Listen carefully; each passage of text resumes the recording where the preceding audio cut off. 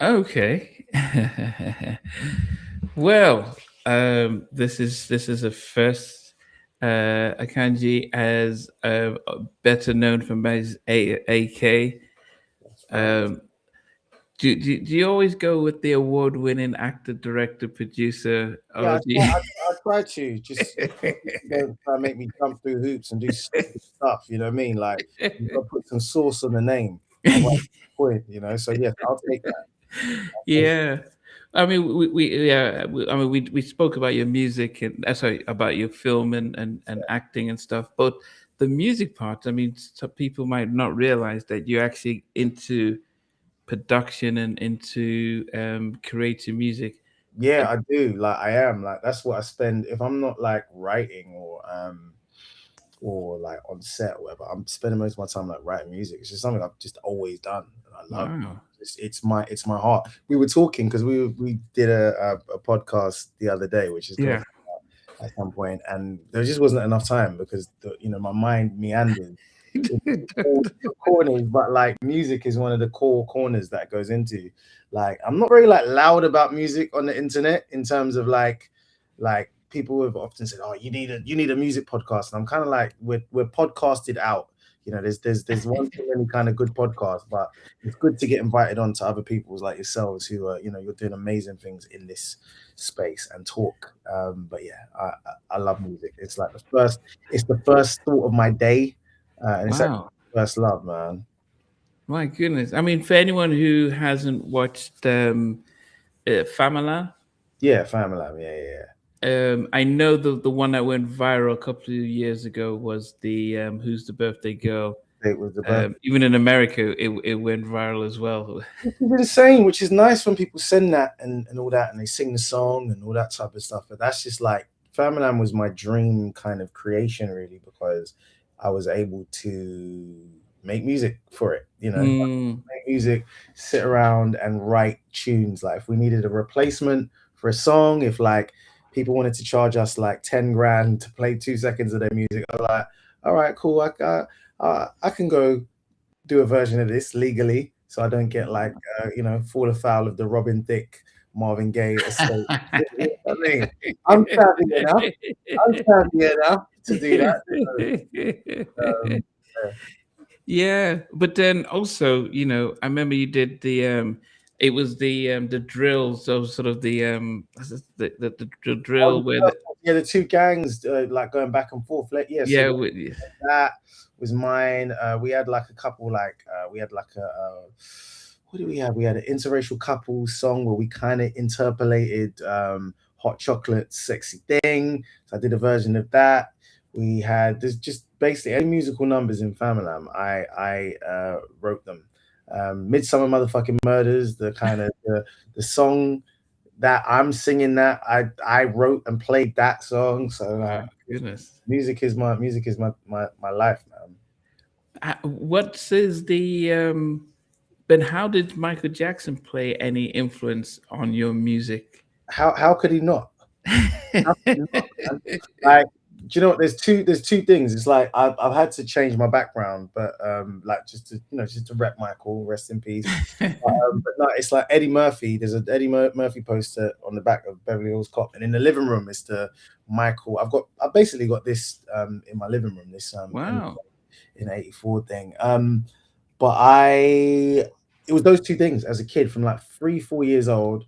We had Beverly Hills Cop, and we had like a tape of Moonwalker. I think it Oh was yeah, in the living room. We had Moonwalker and we had Michael Jackson, The Legend Continues, which is the I think they made that in '88. They made that in '88, and it was like a kind of Showtime presentation of the Jackson. So we had those two. We had those kind of presentations, Moonwalker and that Legend Continues, and it was just like, who is this guy? Who is this guy? And then, so those are my two loves. So you got Eddie Murphy on one side, and then you got my Mm. and all my musical love spawns from loving Michael Jackson and music, and and his music as a child, and then his music as a teenager, and his music as an adult, and just that he's just a fascinating thing. And also this real thing, because we forget because of how big Michael is. Michael's black. No, he's a black icon, and we have to. It's so important that we as black people like say that first. Mm. So it just so happens I find it so funny that like Michael Jackson became everyone's, but actually he did so much for like there's people older than me that like black pride, like post civil rights, Mm. like anchored in like, oh, Michael Jackson's the guy, Jackson 5, big afros, Yeah, yeah, yeah. kind of things that we have to kind of, obviously you need to kind of, you shouldn't look at celebrities for your self pride, but Michael Jackson did so much. We have to remember that Michael Jackson was a black man. The Jacksons were big nosed black people in Gary, Indiana. Like, let's have that. So there's a lot of pride that comes from that. So if you're a little young black boy growing up and you see this kid that the young version of Michael, you're like, oh, that could be me. Just in the same way as like when I was little and I used to see the Ian Wrights or anyone like that, any representation of like a black, of black men and women doing something at the highest level, just you believe you can do it yourself. So, but anyway, don't let me ramble. No. I think for me, I think I do remember seeing reruns of the Jackson 5 cartoon. So you're taking it to a place that I can't take it to because that's Yeah. No, but way. it was reruns though. So it was the rerun. So it wasn't. Yeah, I never watched them when they're around. And I think when I was when we moved to Nigeria, when the Thriller album came out, every place you went to, it was big in Nigeria. Yeah. And I think I don't know if I've appreciated the fact that that album was global, because we talk about, yeah, it's got drove the sold over 100 million, but I do remember every party you went to were playing PYT and One Be Starting Something. I mean, it was an album that wasn't just an American and a European thing. It was something that's and I think about Nigeria and thinking, wow, they were selling the tapes because we didn't have CDs back then, Yeah.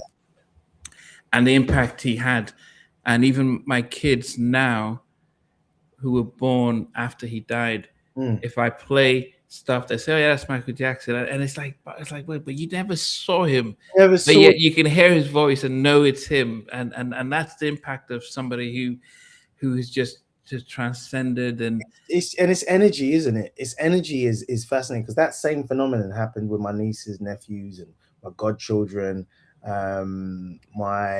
My godsons, they live in Bristol, and I mean I have a lot of godchildren, but my friend Marvin's children, they live in Bristol, and I remember Alexander, who's got the same birthday as me, November 1st. He, for one of his birthdays, maybe his fourth birthday, he was just dressed up in the kind of classic Michael Jackson Billie Jean advert.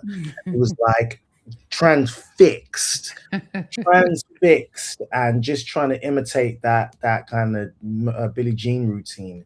And he didn't know why his parents had not said, he just was like, I want that. And it's so interesting how people gravitate towards stuff, but magic is like eternal, isn't it? Magic eternal. Yeah. It's like, and it's something so special when you get an amazing performer, particularly one who is no longer with us. When they capture something and it stays in the recorded medium, whether it's CD, vinyl, even the visual medium, it's like it speaks to the power of gifts and energy. Energy is never lost, man. It just continues throughout. Yeah.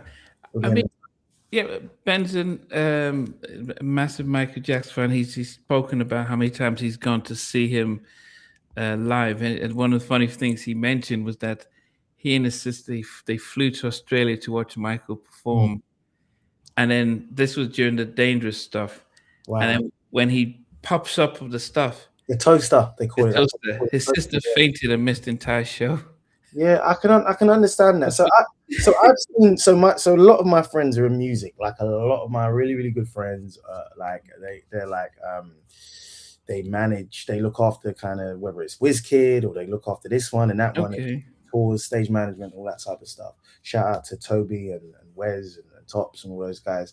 and they were looking after I'm not going to say the group, but it was a young group, a young rap group, and they had a concert that was full and all that type of stuff, and actually saw the bays of there's a bay for people who might have been passed out or anything. Okay, yeah.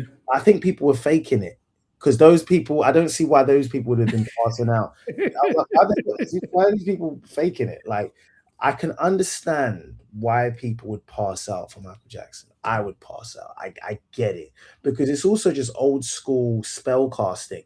Like, this man has the economy of movement. When you see him on stage, when you see those videos, he's not doing much. He comes, he's silent for like a whole minute, 2 minutes, and does nothing, and every flinch becomes magnetized. And I understand it. It was really interesting after he passed. I remember there was so many, like, immediately after he passed, there was all these essays and op-eds about the magic behind him. And actually there was this conversation about the glove, about where the glove came Originated from, yeah. Yeah, and the idea behind it. I wish I still had the article, but it was basically so that you're on stage here, and then 200 meters back, they can see you're accentuating your silhouette and your movements through this like white rhinestone glove. And what it's doing, so Michael Jackson's stagecraft and his attention to detail and him being a student of dance and of the history of performance. Because when you look at everything and you kind of go like, all right, well, he didn't create the moonwalk. Like Jerome Casper Candidate taught him that, just like Jeffrey Daniels, they all taught him that. Bill Bailey did the moonwalk years before. But you look at the Billie Jean routine, that's like some isn't that like a Fred Astaire, Gene Kelly thing? You know what I mean? That's a Gene Kelly thing, and he's taken some of that. He's taken some of the 50s. Even the fact that he's got this imaginary comb. Yeah. Where's that comb? Mimes that. He's got the white socks, which are so like 50s grease. Yeah. Those 50s musicals.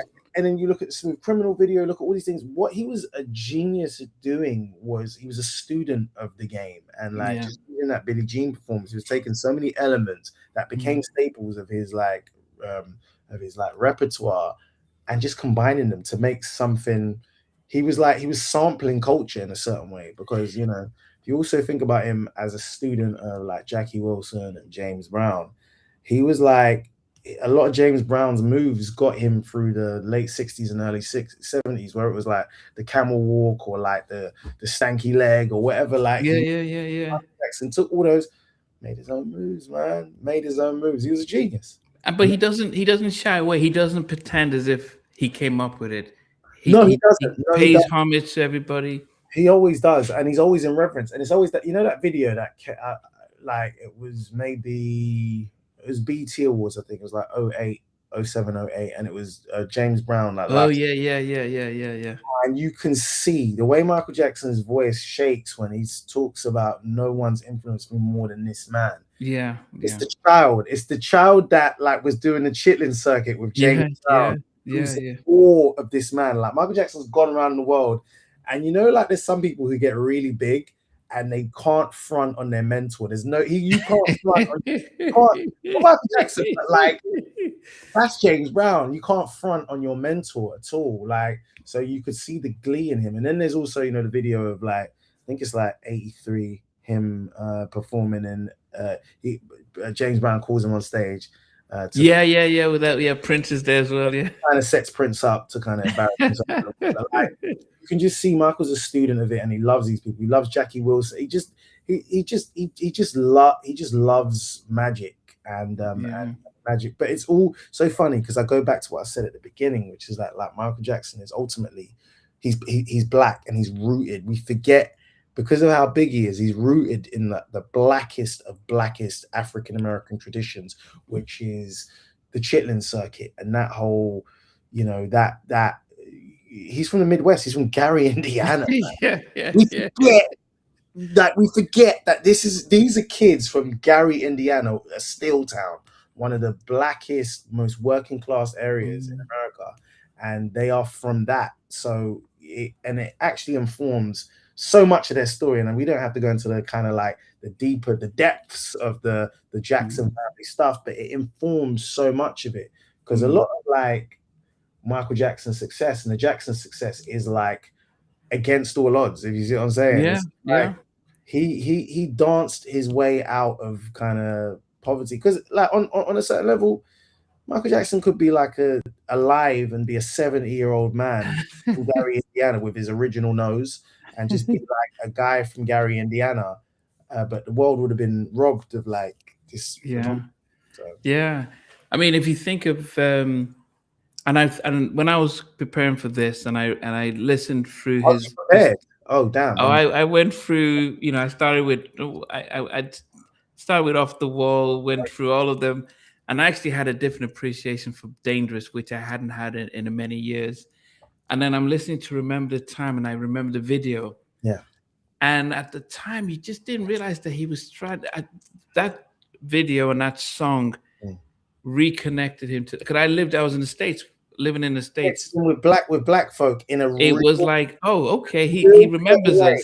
In a really clever way. Yeah. In a really clever way. So just because we'll go to that in a second, what I was going to ask was, what constitutes, because I should have asked you beforehand, what constitutes as, are we going, is this Michael solos, or is it like Jackson's up? Because we could do it, like, I wanted to do his solos, and actually, can we go, but can we go childhood solos? Because some of my, okay, so you wanted to do, I wanted to be there, Ben, yeah, no, not Ben. Like, but I will go to the album Ben, because weirdly my appreciation for Michael, and this is not me just trying to sound deeper than I am. Like, I, as a kid, found those albums. They weren't my parents' albums. Like, my parents like reggae, Bob Marley, Gregory Isaacs, and they was into country and western and stuff like that. Like, so the MJ stuff I found, but I found it through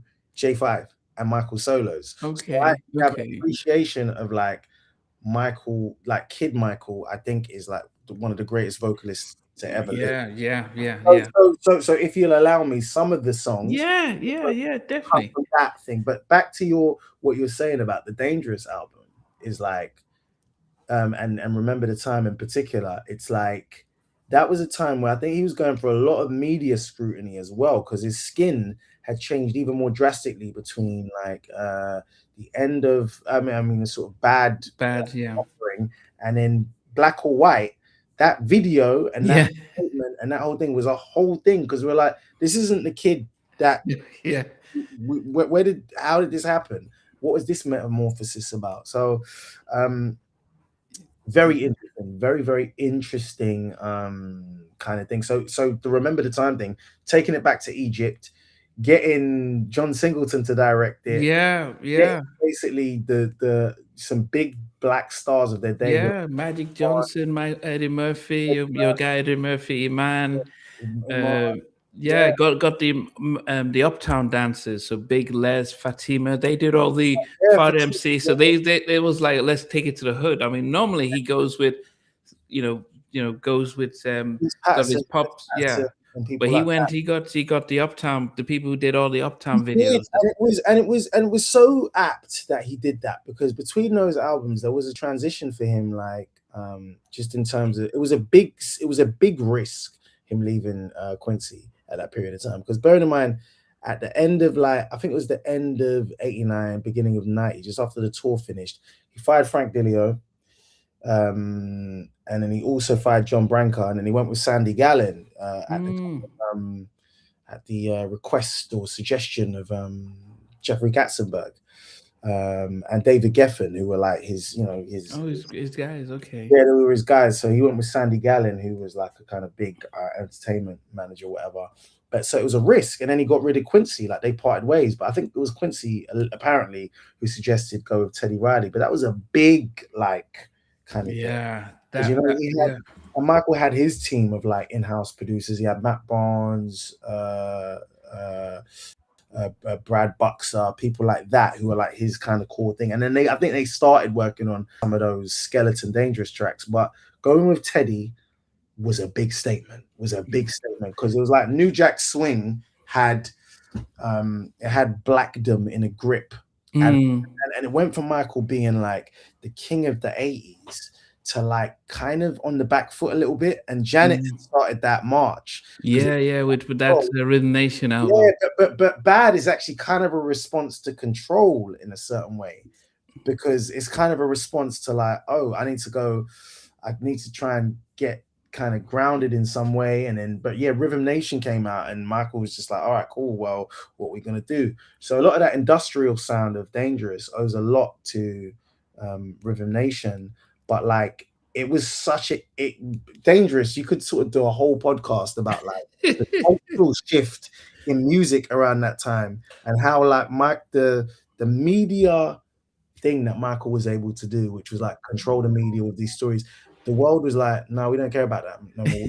We want Pendleton sweaters on two sides. We want Pendletons for Nirvana, and we want Pendletons for the guys in the LA neighborhoods. So gangster rap, grunge, and that's what Dangerous was caught between: gangster rap, grunge, and obviously New Jack Swing as well. And like Dangerous kind of came in between that, and he did an amazing job with Dangerous. Yeah.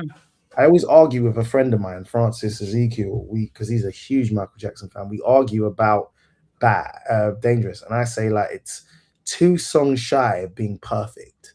It's like if they got rid of 2 songs, kept it tighter, because I honestly think there's 2 versions of one song on that album, and people are gonna hate me for it, but I think like Keep the Faith is a great song, but you can't have Keep the Faith and Will You Be There on the same album. That's what Yeah, and I think that was so. When I interviewed Rodney Jerkins yeah, around not Dangerous and also Invincible. sure. Invincible had 4 songs that they shouldn't. We all both agreed shouldn't have been there, because the more songs you have on it, so it then dilutes, and that's why Thriller was so good. Is just like just kept it so tight. Thriller is basically a greatest hits album. If you think Yeah. about it, you can play Thriller and rock the party. You can play Off the Wall and rock the party. Minus like you took She's Out of My Life out of it just because you want to keep the mood up. But just in terms of it being a movement, like Thriller, you can rock a whole party off of that. And to the Invincible point, it's like you get rid of the whole midsection, you get rid of like 2000 Watts, you get rid of Speechless, you get rid of You Are My Life, you get rid of Lost Children. I think the most interesting song is Little Susie, yeah. The most You Are My Life. Yeah. You Are My Life is like, why is this on here? You've done that record already. It's so schmaltzy. And anyway, but the most interesting song on the album to me is Whatever Happens. Yeah, Carlos Santana. Yeah, it's the most interesting song because vocally he's different. I don't know what they did to his voice, or whatever, but he sounds a lot. He's using a lower register, or they've done some effect on his voice. But that's like adult contemporary Michael. It's cool. That Santana guitars on it. Yeah. Licks and solo at the end. But it's like the album wants to be so many different things, because you start off with Unbreakable, which is an incredible Rodney Jerkins track. That you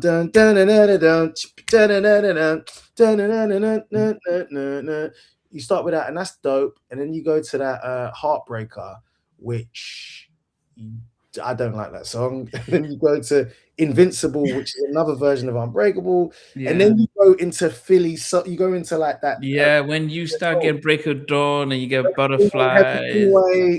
And that little pocket, and then you're going into You Rock My World. But I think there's a version of that album where you do Heaven Can Wait, Break of Dawn, Butterflies, and center it around that. And you're doing similar. You're not going to sell as many records in 2001, but you're going to appeal to your black audience in a way that like you kind of needed to at that point. So I mean, I think and I did I said to Rodney that if you had just done 10 songs, and my other issue was that album was maybe 18 months too late. The music, it was 4 years too late. It might have been 4 years too late, because with the Rodney productions. Yeah, when did Never Say Never come out? Was that 98 or 97? That was 2000. No, that was about 98. 98, and then It's Not Right But It's Okay is around that same pocket of time. Yeah.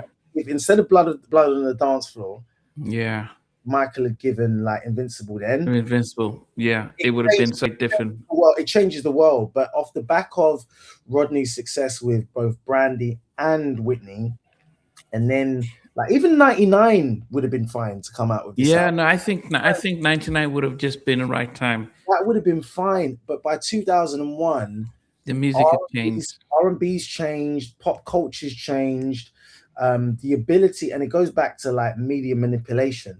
You don't have the same ability that you once had to control the story. Yeah. And that's another intangible about my. Well, it's not an intangible. It's just a very clear thing about Michael's thing is that the storytelling in the media sense is such a key component. And in the 90s and 2000s, he couldn't wrestle. He couldn't do the same things he did in the 80s. And anyway, with musically, I just don't think. I saw it said recently. Someone said like, if Invincible's his worst album, how could it be with all these songs? And it's got some great songs on it, but No, I actually I prefer Invincible to History. And if I was ranking my five um yeah, albums from Off the Wall to Invincible, I think I would have at the Thriller would be number one. Um, Up to recently, I would have had Off the Wall, but I'd listened to Dangerous again. I thought actually I prefer Dangerous than Off the Wall. I would go Invincible, then I'll go Bad, Dangerous. um, and then History would have been number six. Yeah. How would your order go? Ooh.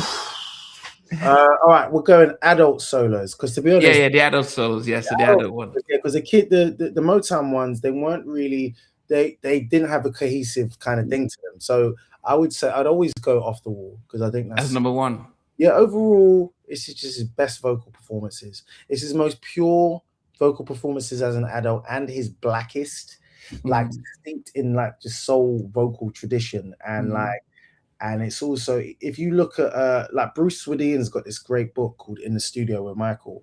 It's a great book because it just talks about like miking and mic placement on drums and all this type of stuff. But it also just talks about some musical theory. So it talks about how Quincy did rearranged music, like transposed songs that had been written just to give Michael more a purchase on his vocal range so he could sound sexy as an adult. You see what I'm saying? So it's like he was very deliberate about like the arrangement of I Can't Help It or like with Don't Stop Till You Get Enough. So you get this sexy young 21-year-old vocal of like this is a man coming out. So I think like it shows in like that whole album, like the vocal performances are flawless. You feel something. I'd do that one Off the Wall. It's tricky because like Thriller and Bad are so they're brilliant albums equally. They're brilliant albums. It's interesting because say if Bad if they had a different duet with Stevie, that could go higher because Just Good Friends is probably the wrong duet for those two guys. Yeah. But I might go. I'll put Thriller. I'll just do Thriller second. I'll do Thriller. Okay. I lived with it as a like 9-10-year-old. I got it. I got Thriller for my like first Holy Communion. That was my first. When I was 7. I got as a ZD. So like, yeah, I mess with Thriller. So I'll put Thriller because Thriller's amazing. You can't. I think it's the ironic choice to diss Thriller because it's the most successful album in the world of all time. But like, it's a good number 2. And then Bad's amazing, man. Bad is amazing. So it's almost the order that it goes in. Oh, is that how it is? Okay. Classic thing. And then Dangerous is so dope. So Dangerous 4. Then I'm just literally just doing it in the order, actually, to be fair. You go History over Invincible. Yeah, I put History over Invincible. I think I remember. So History was the first Michael album that I was old enough to go out and purchase myself in real time. Like Dangerous, My cousins, if they watch this, they're going to hear it. So my uncle Christopher was the music man in our house. He used to go to West End all the time to get, Makosa and all this type of stuff. He had all the music. But I remember, like, I stole the tape off Uncle Christopher. He doesn't even know this. So I have Dangerous on tape but it wasn't me going out and purchasing it. I remember when Scream dropped, I used the little money I had saved up as like a 9-year-old to go out and buy that. Because Scream was backed with Childhood, so it was like a double A side, whatever. Yeah. And in the actual album history, I remember going out and buying it, and so that was my first I'm buying my album in real time. So then I put History, and then I put Invincible above Blood on the Dance Floor, because I think overall, Blood on the Dance Floor lost me. The actual song's cool, but the song felt like it could have been a strong offering on History. It could have been a really strong offering on the History album, but the whole album, I was just like, Michael. I didn't understand why they did that. I didn't understand it, and actually, it's not a hindsight thing. It's actually something I felt in real time. It was like Michael's on the decline, because it didn't feel like an event, like anything. So like Blood on the Dance Floor might be last, and I put Invincible before that. But then the posthumous ones, I don't even count Michael. I think that's a terrible album. I think it's a disgusting album. Right? Like, there's that song Hollywood Tonight where they steal the drums off of if they jack the drums off of Billie Jean, so we can sort of feel Michael. And it's just a whack album, man. Yeah, I don't. I know Teddy was involved, but I just got to speak my truth. It was a dreadful album. However, Escape, I actually quite like. Okay. I actually quite like Escape, because that was Timbaland and Danger Hands, and I think L.A. Reid had overseen it. But there's a song on there called Loving You, which was kind of done from one of the demos, maybe like his 86 demos, home demos, whatever. And they remixed Loving You. And Loving You it's a kind of pipe dream of like what Michael would have sounded like in 2014 over Timbaland and Danger Hands. Yeah. It's a sweet song. It's a groove. I like it. So I Escape's good. But then posthumous albums. Yeah, I don't. I mean, if he didn't sanction it, then they'll put it out there. Yeah. I think the reason why I would. So I'm a massive Teddy fan. So Teddy Riley. So when you put my favorite producer with my favorite singer, of course I'm expecting magic. And as Blood on the Dance Floor was supposed to actually be on the Dangerous album, there's a video showing Bruce Sudine and Michael saying, okay, we're going to put Blood on the Dance Floor, then we put like they were organizing and Blood on the Dance Floor was supposed to be on the Dangerous album. That would have been revolutionary in 91. If that had dropped on the Dangerous album, that would have been crazy. With Someone Put Your Hand Out. Someone, that was your hand out. That was also supposed to be there. And I think if you then started to put those songs in, and then you're taking away Gone Too Soon, you take away Keep the Faith, you take away some of those, then you start having a very different album. And your album is centered on groove, because if you think about the first 4-5 songs of that album are just groove. Groove. To Why You Want to Trip on Me, In the Closet, to She Drives Me Wild. I actually like Who Is It? I mean, the whole. You're spoiling my list now. You're spoiling my list. Who Is It is crazy, but the craziest thing about Who Is It is the kind of single they released after the Oprah Winfrey interview. Give In to Me. No. I'm saying, when he did the beatbox, the acapella of Who Is It? They released a version. They released a remix version of Who Is It, just in response to that. Like, Who Is It? Who Is It's a crazy song. But Even to Me is basically Michael's reaction to Nirvana. It's a grunge song. Yeah, but as much as I mean, at the time, I mean, as I said, the whole album was an event for me, but I think I fell out of love with it, and then until I listened to all of it again, and it's like, oh my goodness, the sounds, I love Dangerous because of the you put it so loud and just listen to the beat, the drum just It's incredible. That snare, the way the snare cracks, it cracks in only a way a Michael Jackson kind of production can. It's like one of those things that I'm sure like engineers, will look at it on like a waveform, or they'll look at it on the meter. And I'm sure when they recorded it, everything was in red, but somehow they've just compressed it so it doesn't distort, because that thing bangs loud. So I've interviewed John Marie, who was the engineer on there alongside Teddy, and he's Teddy's engineer, and he was on there, and he's saying how he needs it loud. Teddy always has this stuff loud, and so I was driving back from a function on Thursday night, and I was just playing it loud. I'm thinking I could just kind of imagine this on massive speakers, how dangerous that particular track, and I like the fact it's 6 minutes long, and they were going to do the video, but then the whole scandal case, and then they just If you think about it, like he has a whole chat at the beginning, her hair, her lines. Like, what are you doing? Like, come on, crazy. But you know what? I remember what intrigued me most about the album was when you take out the inlay card, the CD inlay card, whatever, and you look at the cover artwork really informs how music makes you feel. Like, it's not a surprise, it's no coincidence rather that like on that cover, on the sort of lower regions, you're looking at all this piping and all this like industrial factory work. When I hear Dangerous, my brain immediately goes to that. I'm thinking like, oh, this is like a factory. I can't really describe it. There's just so many different layers and levels, and I think the music matched the visuals, and that's like, he's a genius for that. He's an absolute genius. Like In the Closet couldn't have been anything but that video. That kind of like sepia toned Spanish stucco building kind of thing with Naomi Campbell, and it's goodness, that just, I wanted him to do more dancing, and then he just had his one little spot in there.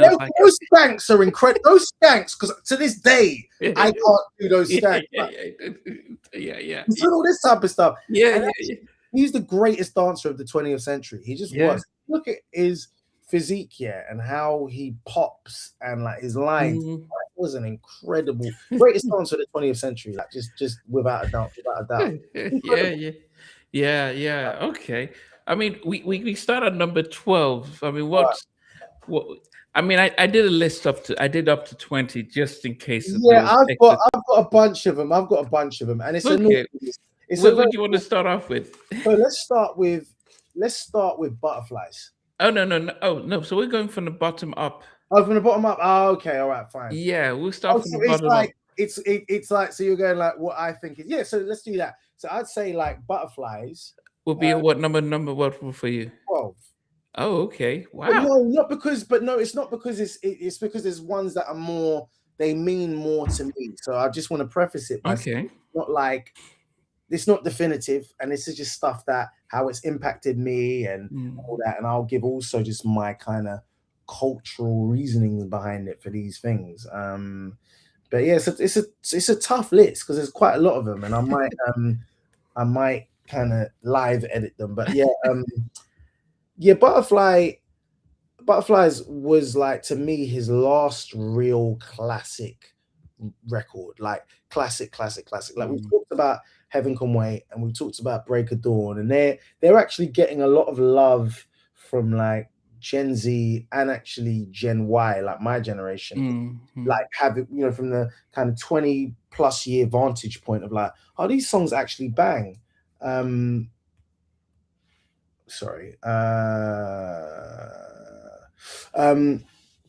These songs actually, like, all those songs are great and what have you, but with Butterflies, he had Dre and Vidal producing, and it was written by Marsha from Floetry, and I mean Floetry in general. I don't know the specifics, but Marsha, I heard Marsha's demo. I say Marsha like I know her, but okay, I thought no. This is so Marsha Ambrosius, the legendary herself, the songstress. It had her, I've heard her demo and it's amazing, and like I kind of feel, and I said this earlier in our chat, that like it would have been a brave thing, it would have been an interesting thing for Michael to do a "Let Me Go Back Home" record, which is like, and I think Arthur Jaffe said something like this similar in NPR years ago. But you have just like, let's take it back to blackness. Like, forget the pop stuff, forget Mm. forget the NSYNCs and the Britneys and all that. You're black, Mike. Let's take it back. So, and he's got, he has history with Philadelphia. Like the Jacksons, when they signed to Epic, the first two records were recorded in Philly with Mother, Father, Sister, Brother, with Gamble and Huff. Like they have those, the Jacksons LP and Going Places were both recorded in Philly. So he's got roots in that place. So like roots, see what I did there? He's got roots in that place. I think Butterflies to me is like, oh, you're going back home. Like, this is great. And it's him. You rarely in later Michael records hear him doing melisma and runs. Very rare him sounding like that soulful throughout the album. He's doing like nice little runs. He does a few on Invincible, the actual title track, but like you feel it. You feel like, for all people who were just like, oh, Michael wasn't into women and you feel like, oh, this is Michael serenading. This is Michael in his serenading mode, and the song is the groove is so gorgeous. And, the groove is really, really gorgeous, and his vocals are incredible. Yeah, his falsetto. Yeah, I think it's his best vocal performance. It might be his best vocal performance on the album to me. And yeah, I love that record, because when I heard it, because I was quite disappointed. I was like, I think I was about 14, 15 when it came out, and sacrilege, but You Rock My World didn't rock my world in the same way when it first came out as a single. And it was only because, and I love Rodney Jerkins to life, but it was only because I was like, this just sounds like a Rodney Jerkins song featuring Michael, and so anyway, the Butterflies just felt like, oh, this is a classic Michael soul record in the tradition of off the wall kind of, that kind of thing. So yeah, so it has a lot of kind of sentimental kind of value for me. So I'd put that there, and it's not Michael's got hundreds of records, so it's, like I'm saying, this is rubbish. It's a brilliant record, but if I had to choose with a gun to my head out of the 12, I'd be like, cool, put this as number 12. Okay, I mean, with it's interesting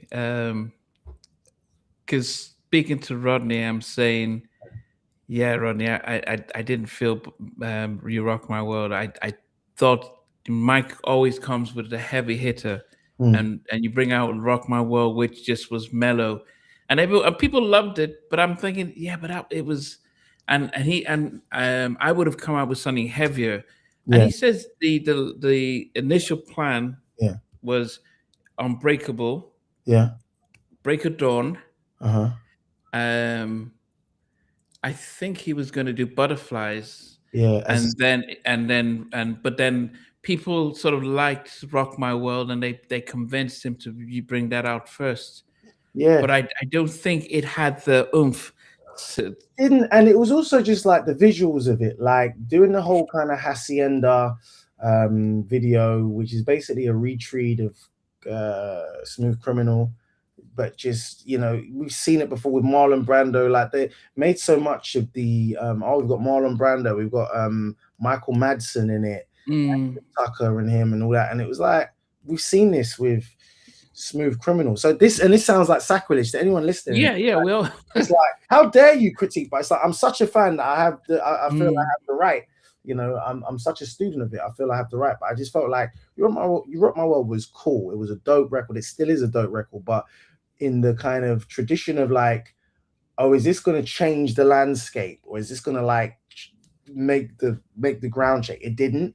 But what it is, it's an undeniable floor filler. Like, if you hear dun dun dun dun dun dun dun dun dun, if you hear that at a party and you hear them chords come in and you hear them say "Darcha," all right, cool. But that was 3 years later, because he had stopped. Exactly. That was Tony Braxton, Mine Enough for Me. So he had moved on from there. He moved on. Did you hear the Jay-Z remix? Yeah. When it came out, I remember there was a thing called Real Audio Player, which is how I like kind of at the same time as Napster, but it was a bit before Napster. But Real Audio used to get like that was how you got music, Mm. stuff like that. And so Real Audio Player, I remember there was a version of that Jay-Z thing that I had. Yeah, yeah, This is crazy, and it was Trackmasters that did it. yeah, yeah, yeah. It, it Yeah, really felt like the version that would be playing in the clubs. It had Jay yeah, yeah, yeah, yeah. doing an opening 16 and an ending 16. But yeah, so that's I said Butterflies is my number. Yeah, number 12. Yeah. Uh, Um, yeah. okay, so I'll go my 12 so that we can go back. So my 12 was PYT. Oh yeah, which one though?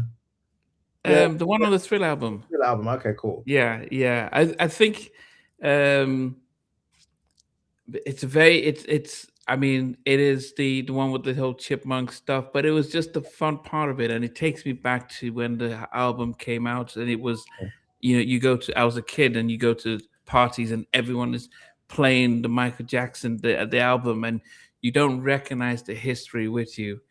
Yeah, Dio put rock with you. Okay. yeah. Like Um, PYT is a dope record. Yeah, I can't argue. yeah. Benjamin was saying that MJ was devastated during the making of Rock My World. He's heard people talking about his face, and he ran into his trailer. That's why he had the band and cut his hair, and that's why he had the bandana under the hat. All right. Wow. He was going through it, man. He was going through it, and that's the thing. Yeah. We can as fans offer like some critique and offer what we think, but it's like man went through a lot, man. Yeah. There's Yeah. no human being from any era actually. I think Michael Jackson is probably the most famous person that has and will ever live, because Mhm. no one now in this era and no one prior will ever know. Like maybe he could have conversations with Elvis and stuff, but Elvis never hit those heights. No, I mean, if I ask my kids, do you know Elvis?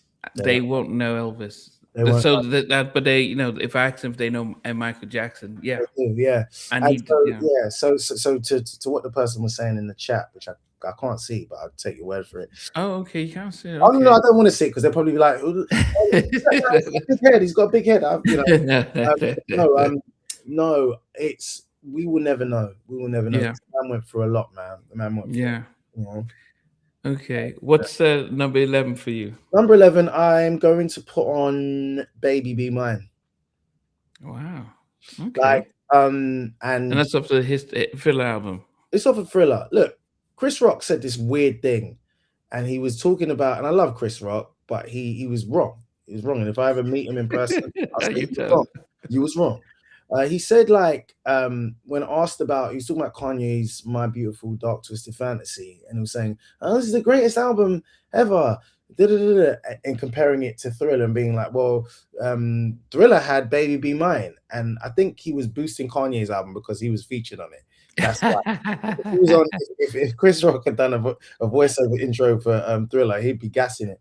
"Baby Be Mine" is Thriller's version of "Rock With You," and it's a really hard thing to do for that album. If you think about "Wanna Be Starting Something" as the big brother to "Don't Stop Until You Get Enough," "Baby Be Mine" is the big brother to "Rock With You." They're both Rod Temperton tracks, and while "Rock With You" is more timeless and will live forever in a certain kind of way.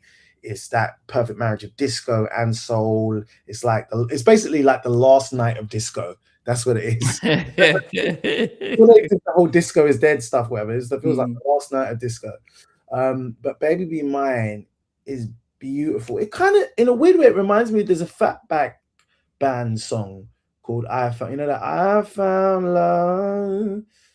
They've got like a lot of the similar simps. So I always used to get those songs confused when I was a kid. I mean, just from a production level, because there's a lot of similar simps used. But I just think it's a great song. Yeah, no, definitely. "I don't need no dreams when I'm by your side." Like, who starts a record like that? Like, you know what I mean? Like, it's a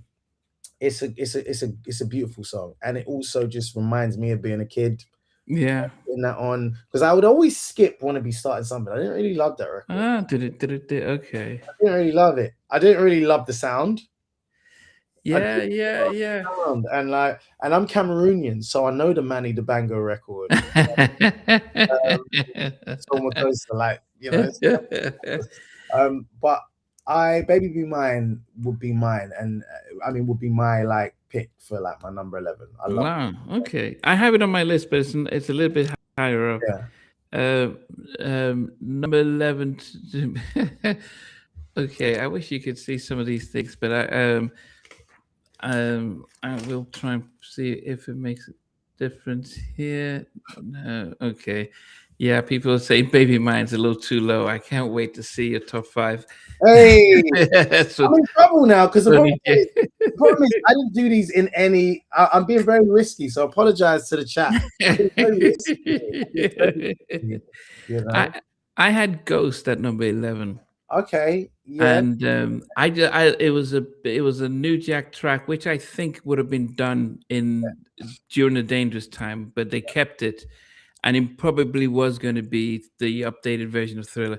But I just love the the beat on it, the production, yeah. and then again, as I said, I'm partial because it's a Teddy production, but I just loved the and he did a video for it was supposed to I think it was supposed to have come out at 93, but Benson and so would tell me about it. But it was I just loved that production and but I was in the States when this came out and we didn't get to see it. The it wasn't released in the States until Blood on the Dance Floor. So when it came out, and I think it was around Europe, I got to see it later. But I do love it's still one of my favorites. So that is at number 11 for Okay, me. good 11. That's a good 11. Now see, I'm saying I'm doing live editing because the chat's gonna kill me. I would do next. So I'll be at number 10. Yeah. 10. I would do. Do you know what? I would do Speed Demon. Whoa. Yeah, I'd do Speed Demon. I'll throw Speed Demon. Wow. Goodness. That is wow. Explain yourself. Speed. What you wouldn't have that on your list? Speed. I mean, I love Moonwalker. I mean, Moonwalker, and I loved watching it there. But yeah. Visually, it's when you listen to it visually. Yeah. Do you know what it is? That's like the funkiest record on that thing. Like Bad, like Bad is like I remember like reading reviews of the actual title track Bad, when it came out like from '87, and people were like, "Is this the blackest Michael can do?" You know? That was such a pop. Yeah. So I mean, Bad the song, the single, and it's like, well, yeah, like you've got like a jazz legend playing the Hammond. You know what I mean?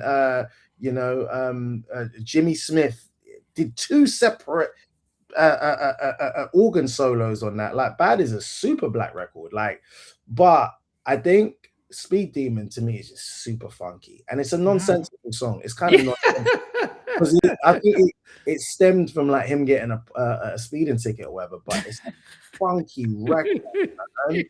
Like, listen, people don't give like Jerry Hay enough credit, like for the horn arrangements that he did, all the way up to Dangerous. I think like Jerry Hay, Seawind horns, like is an animal, like actual animal with them horn sections, because that roll on Speed Demon.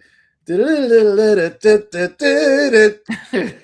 come on, who does horn sections like that? That's crazy. So that's a crazy record. That's like one of those that like you like from doing the housework or whatever. You put that on, you're like, you start pull up what your ticket. You start doing grunts and what have you. I think that record gets lambasted by fans, but I think it's one of Michael's funkiest records. Yeah. As I said, when I generally enjoy visually listening to it when it's on when I enjoy visually listening to it, and he's doing a little dance stuff at the end with the rabbit. But yeah, yeah, goodness, okay, to put Speed Demon up there. And then also what I'll offer as well, just on a technical thing, like the falsetto at in the middle eight, You know, it's a dope vocal Yeah, performance. I feel like yeah. I have to defend my choice, Well, but you're defending a choice which most people probably would be surprised. Oh, I then would never again, put that on there. But it's a funky record, man. The yeah, guitar yeah. riff, the horn section, out of this Mm, world. yeah, okay. Um, I put at number 10. The bass line. Okay, somebody put Speed Demon as the bass line and Michael's vocals, especially his falsetto. Yeah, Yeah. that's Tony. Yeah. Number 10 for me is a Dallas Austin production. Oh yeah. And I wish they had released this album, this single, because if it was just before Biggie died and the whole thing, so it would have just been an epic video and collaboration if he had released it. Probably could have done the Bugsy Malone type of. Did you ever see Bugsy Malone? Oh, I know it's Yeah, way before yeah. I was in the amount of Bugsy Malone productions I did in Okay, primary school and okay. secondary school. Like I love Bugsy Malone, man. Yeah. So I Paul think Walker. if he had done a gangster type video with Biggie, This time around. this time around, This time around was the first time I ever heard Michael swear. This time around, taking no I'm shit. taking a little stick 'cause I really wanna get mad. I love that. 'Cause I was like, when I was listening to that on the tape as a kid, I was like, Michael swore. Oh my god. Oh, but they used to. He swore and scream. They swore. He did, but not on the when you got it as a single. You know what I mean? You did. I I did. think they edited it out. Uh, Yeah.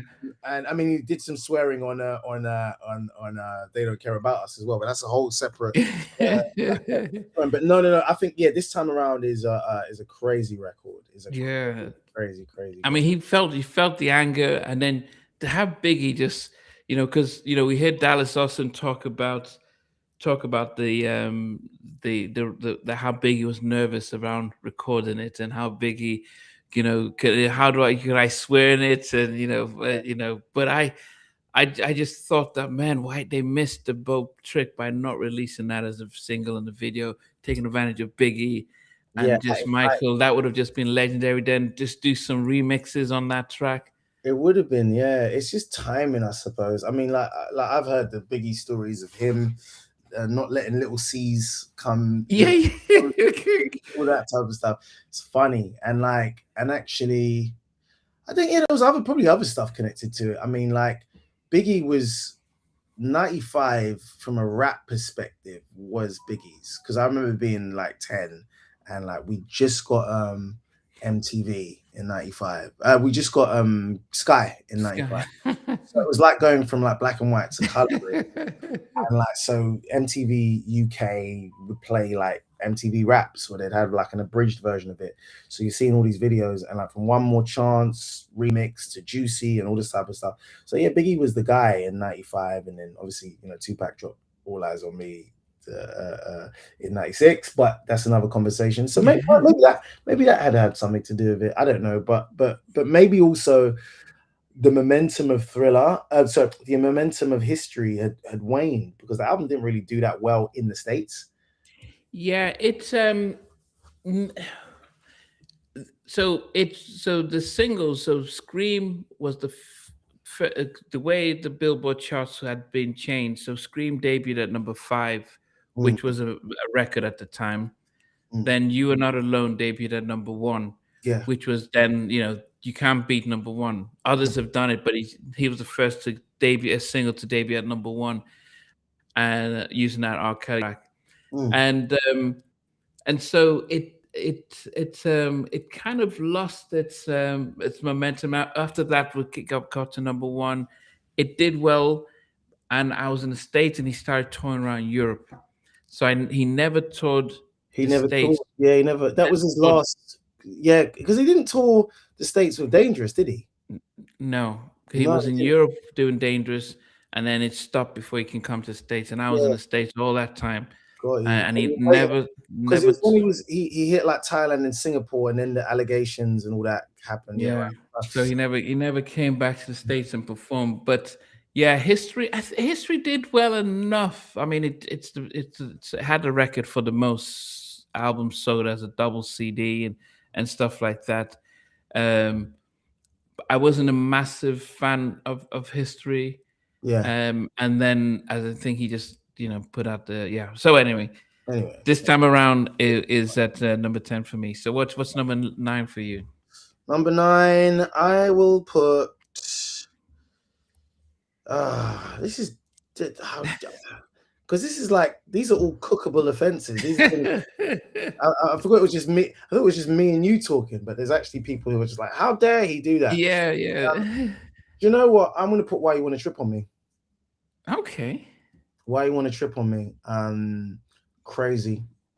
Why You Want to Trip on Me is crazy. Because it would have been that or like In the Closet, but they all kind of occupy a very similar space on that album. And for me, and I just sentimentally, I can just remember being about.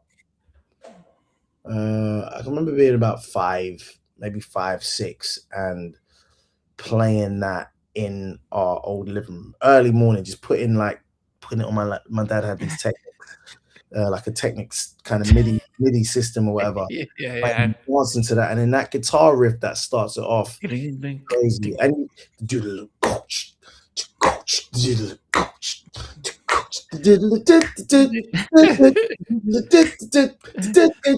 and actually it's really funny because that thing that starts on Jam is talking about social injustice and all that type of stuff. Nation to nation, all the world must come together, face the problems that we see, and maybe we can work it out, yada yada yada. With Why You Want to Trip on Me, it's a similar kind of social injustice. Yeah. Say I'm different, they don't understand. But there's a bigger problem. There's much more in their mind. It's like, it's very Rhythm Nation. Yeah. It's Michael, and it's funky as hell, and love it. Yeah. I was listening to it last night, and I was just thinking, and it was in my. I mean, there was a time that I only just played the Teddy tracks, and I just got rid of it on my playlist, and I'll just be playing those 6 tracks. But yes, definitely. Why You Want to Trip Him In? I thought that he was. I thought that Benson saying he was 5. God, I'm old. What did you say? Benson saying that when Dangerous came out, it says he was 5. Yeah, God, I I'm was old. 5 when that came out. He said, I God, I'm old. I told you, Benson. I stole that off of Uncle Christopher. Yeah. But I did love it because, and I thought it was. I mean, when I think of Michael's sort of don't criticize me songs, Leave Me Alone was probably for a long time my favorite because it was one of those where it felt fun. And if you watch the video, he's saying "Leave Me Alone." It was the first. But actually, weirdly, the video contextualizes it as "Leave Me Alone" to the press, yada yada yada. Yeah, it's actually like. I'm just looking up to see if it's here, and it's in my front room. I've got the songs so you can play them on piano. Like I got that when I was a kid. It's actually a love song, or it's like a thing. I don't care what you talking about, baby. I don't care what you say. It's not about the press. It's actually just a love song. But the music video recontextualizes it. But I know what you're saying. But that feels like his first me versus the press kind of thing because of the visual. The way the video, yeah. But I know what you mean. And actually, just here's a note within that.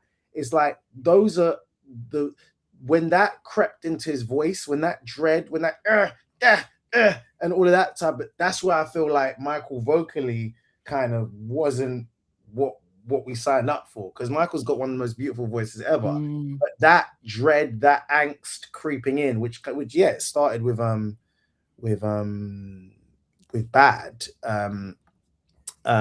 Those aren't my favorite vocal performances. However, on Why You Want to Trip on Me, I just think it's just a funky groove. Yeah. And I often say with Dangerous is the best New Jack Swing album ever made. It is. That's the apotheosis of New Jack Swing. Like, yeah, we've got the first Blackstreet album, all that type of stuff, but it's like we showcase a New Jack Swing to the most people in the sort of grandest way possible. So yeah. you know, Why You Want to Triple Me is a New Jack Swing protest record. Yeah, and it is my favorite sort of Michael against, he did Threatened and Privacy and all that stuff later on. But Why You Want to Trip for Me was still the, doom, doom, doom, why? Oh, come on. That little turnaround is Gary, so tell me why you want to from me. Yeah. Yeah. So yeah, I mean, I just imagine he took a young Teddy, and because I've seen somebody had a video camera recording the Teddy in practice, and he must have, because he'd just come through the whole thing with Gene Griffin, lost all his money, and then all of a sudden he's now with Mike and stuff. Yes. Okay. So you had that. So my number 9 is all I want to say is that they don't really care about us. And then the Rio video, the one he did in Rio, Spike Lee. With Spike Lee? Spike Lee. And I got the maxi single. You got all the remixes, Trap Master. You've got all the remixes with Il Al Scratch. But it's such Il Al Scratch remix on that. They rapped on it. Wow. Yeah, that's crazy. Yeah, they've got the rap. They rapped on it. Yeah, I don't know who did. I lost all my stuff still in the States, but I didn't know that. Yeah, they was it? No, wait, not Alaska. Wait, it was the guys who did Uptown Baby. Somebody would Peter Guns. Sorry, yes. Yes. They don't care about us. Remix, I think. Remix rap. Let me see. Who was in I can't. I can't remember who it is now. But somebody will put out there, because I used to have. I used to have the single and stuff like that. Okay. But yeah, they had the so I think it was the Dallas Austin remix. Yeah. But anyway, and incredible song. Yeah, but it's the so he had the first video, which was in prison, powerful enough.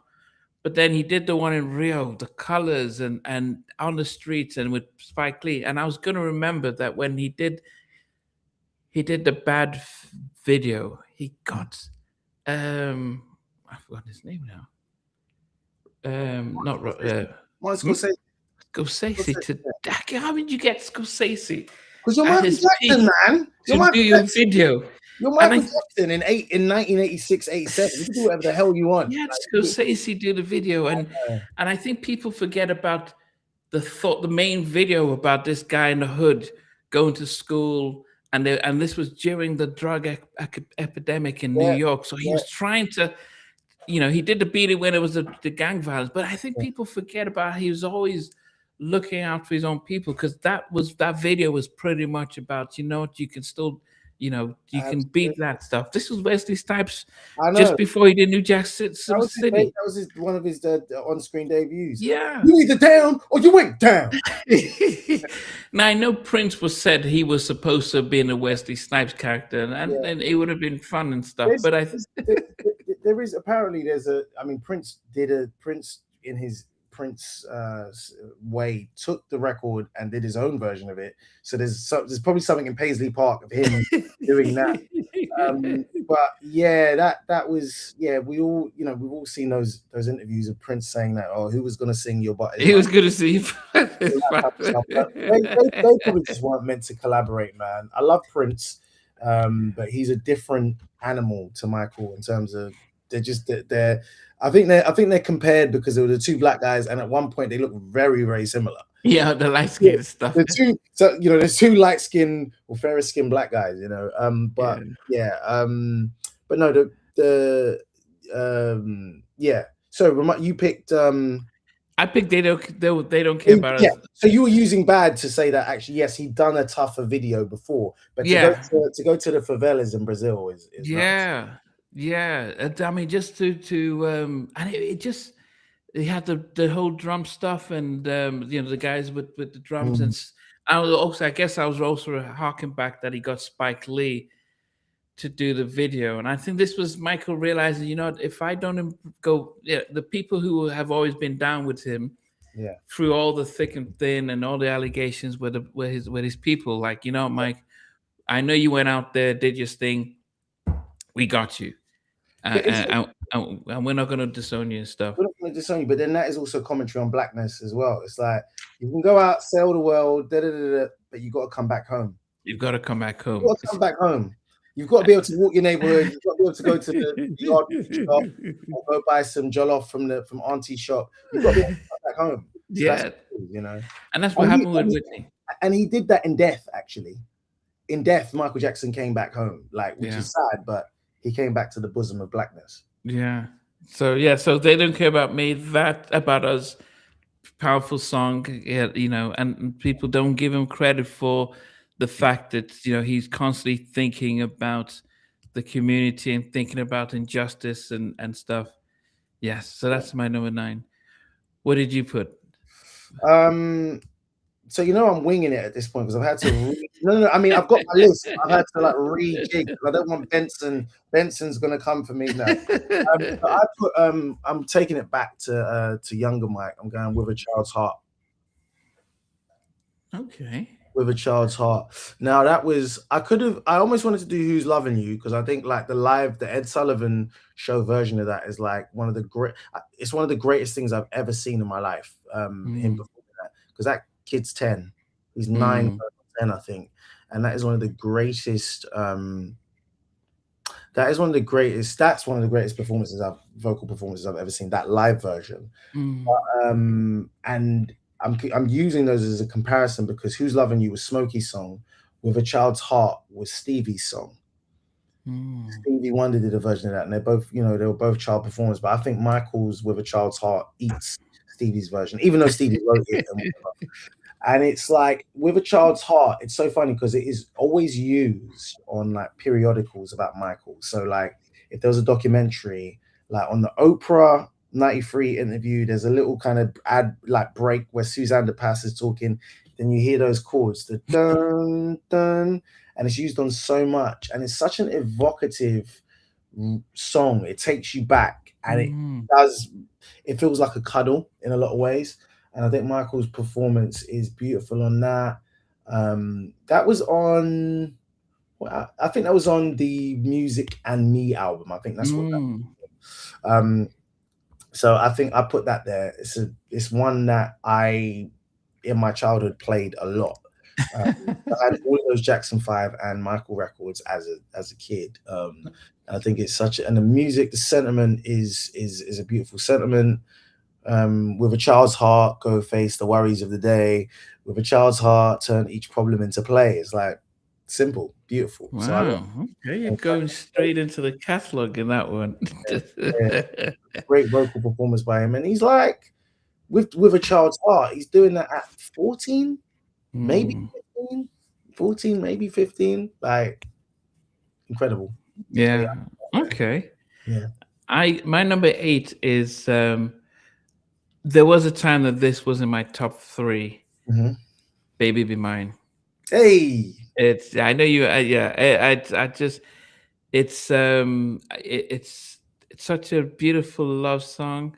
I think that's. I mean, Rod Temple is an amazing writer and sort of producer and stuff, and the fact that and then Michael Dwayne interprets the song, and I listen to it and I can see him smiling throughout the recording.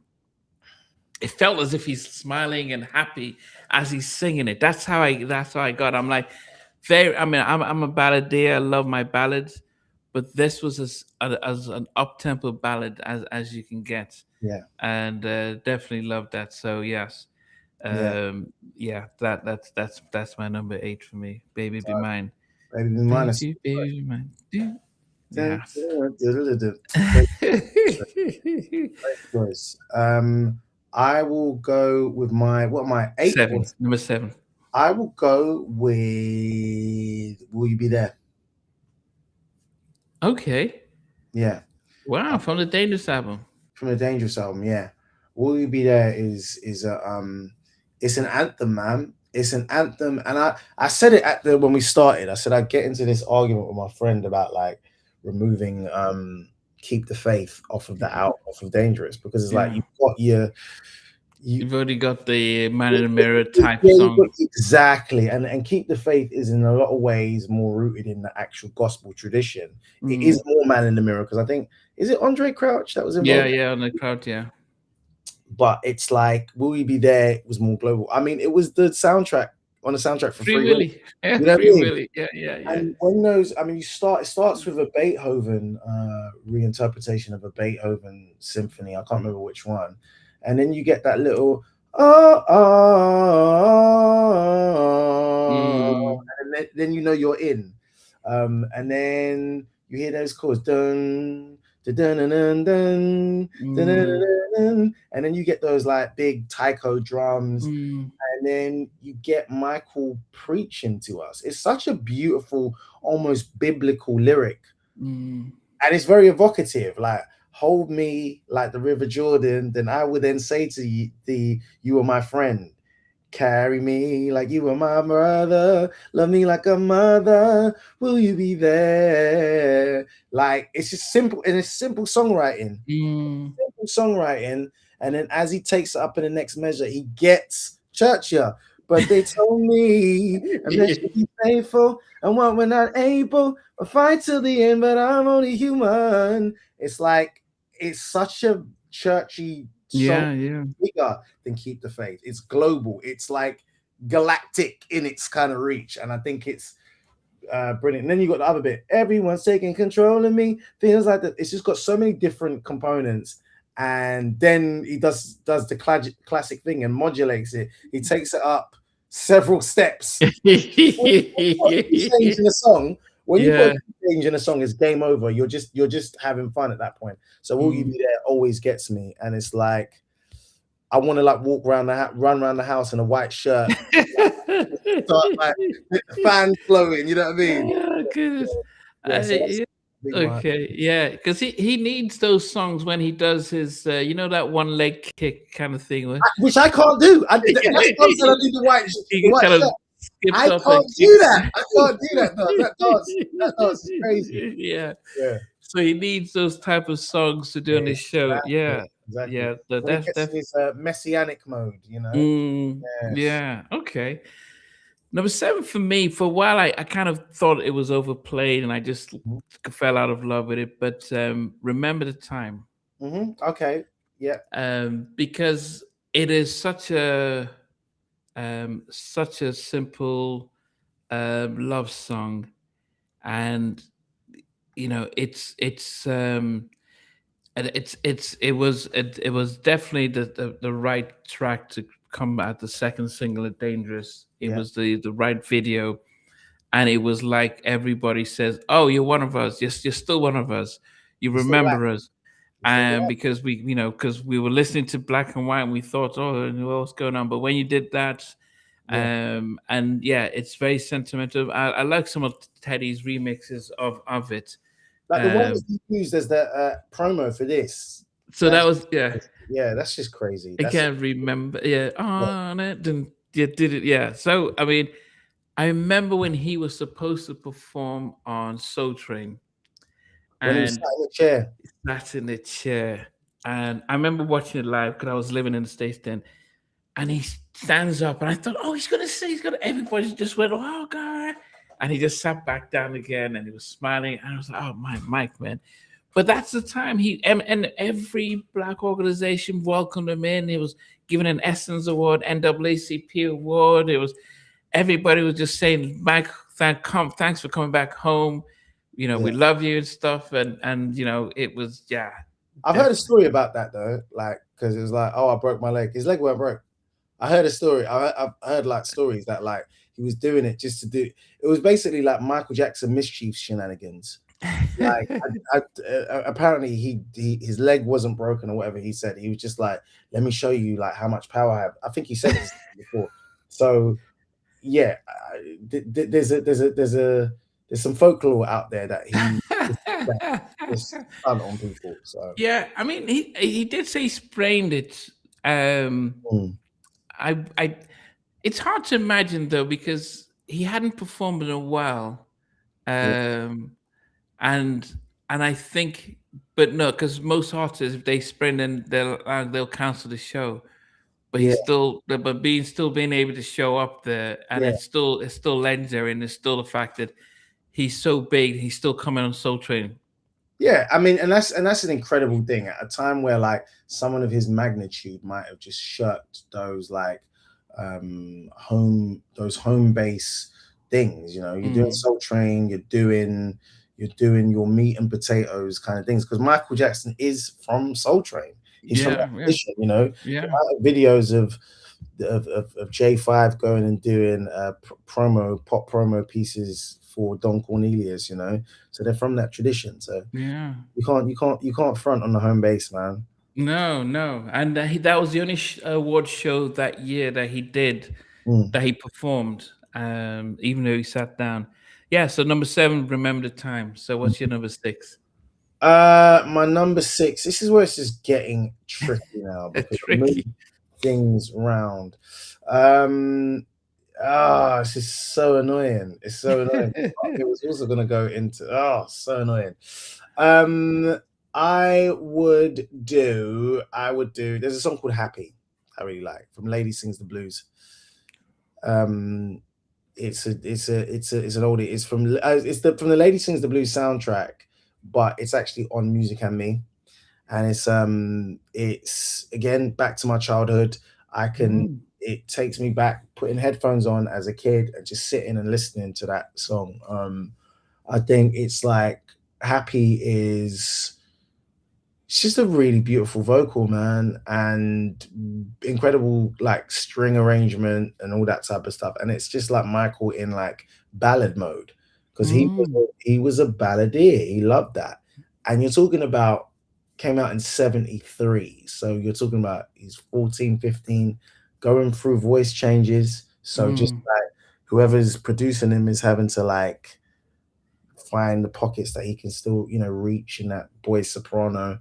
And there's a little passage in it which I always just sometimes skip to, which I think is just one of the most beautiful phrases he's ever sung, like I've ever heard him sing. Um, the line is sadness had happy came smiling up at me, sadness had no choice but to be.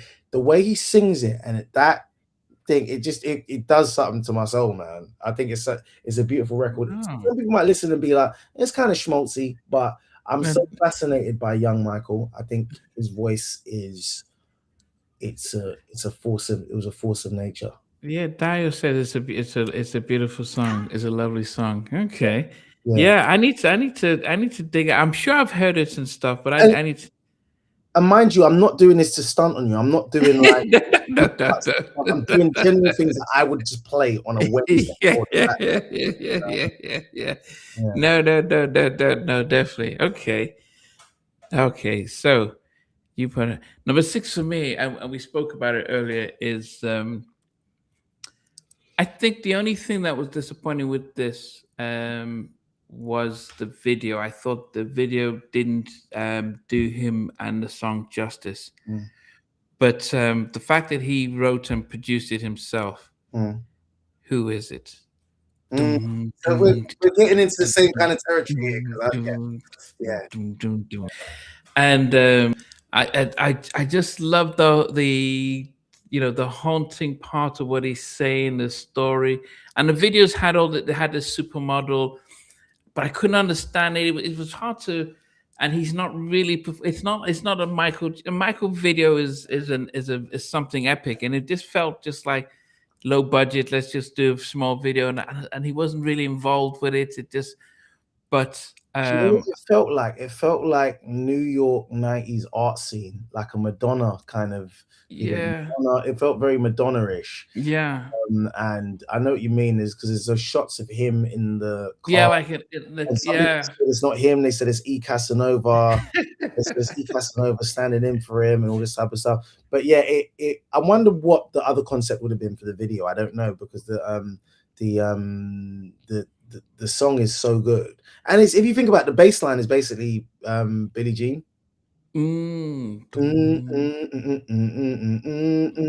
It's that kind of driving kind of bass. Yeah, It's a beautiful song. Beautiful song. yeah. Who is it? Is it a friend of mine? Is it my brother? Yeah. He goes black. He goes black. Isn't my brother? That's soulful. Yeah, yeah, and yeah. It's actually quite prescient, because isn't it like Jermaine had a baby by Randy's? Yeah, Randy's yeah. so This is my brother. This is my brother. Like, yo. Somebody talk to Jermaine, because someone call him Jermaine. Yeah. But yeah, I just did, yeah. And yeah, I just love the whole vibe, the whole song and everything. As I said, some people might like the video. I just thought it's very rare to have Michael in a video that he's not really. Oh goodness! So Benson says it isn't Michael in the video. He says it is. Yeah, okay. I don't know who that S Casanova is, but it just didn't feel like Michael was part of it. Okay. Yeah. See, I knew it. It's E Casanova. Yeah. Okay. Is he a lookalike or something? Yeah, he's one of the lookalikes. Like, I always say that Michael Jackson messed up the economy for black Michael Jackson lookalikes. The white guys and the kind of Asian guys got all the work. The black guys. Yeah, you couldn't look. From 87 onwards, they were out of the job. Like, just ruined the economy for the black. Yeah, tell that to Flex. So I was gonna go into so speaking of videos that he's not in, my next song was gonna be Liberian Girl. Oh. Yeah. When that came out, that was like, okay, so Mike, you're on another level, because I was old enough to have watched most of those movies, from Jaws to Police Academy, Jumping Jack Flash. So the 80s had all these Blues Brothers, all of that. Yeah, all this fun. And then he had all of these people, all these stars in the video. And you just want that's the Danny DeVito, not Danny DeVito, Danny Glover from Lethal Weapon, Lou Ferrigno. It was everybody was there. It was like, goodness. And so you don't even need Michael in there. You just seen all the stars, and then who's directing it? Then Steven Spielberg turns around. I'm thinking, oh my goodness, this is when he's bigger than Hollywood. That all these guys are there. It was such a. He says, okay, everybody, that's a wrap. I don't even think he was on set for that. I think I'm sure he. But what I'm saying is, not at the same time. They just got him separately to do that. That's what I reckon. No, I think because they would have had them all in one movie lot, and the soundstage, and they all would have been there just to give them. But it just shows levels. It just shows levels that he was that all these guys were just featured in the video. And so that definitely, and there's a beautiful song too. I mean, you're singing about an African girl. I mean, nobody, people thought he was talking about Liberians, like a librarian, like a librarian. Librarian. But I mean, such a beautiful love song, and beautiful song, and just the arrangement is and then some Swahili or some faux Swahili. Nakatapia, nakapenzapia, away. You know what I mean? Like,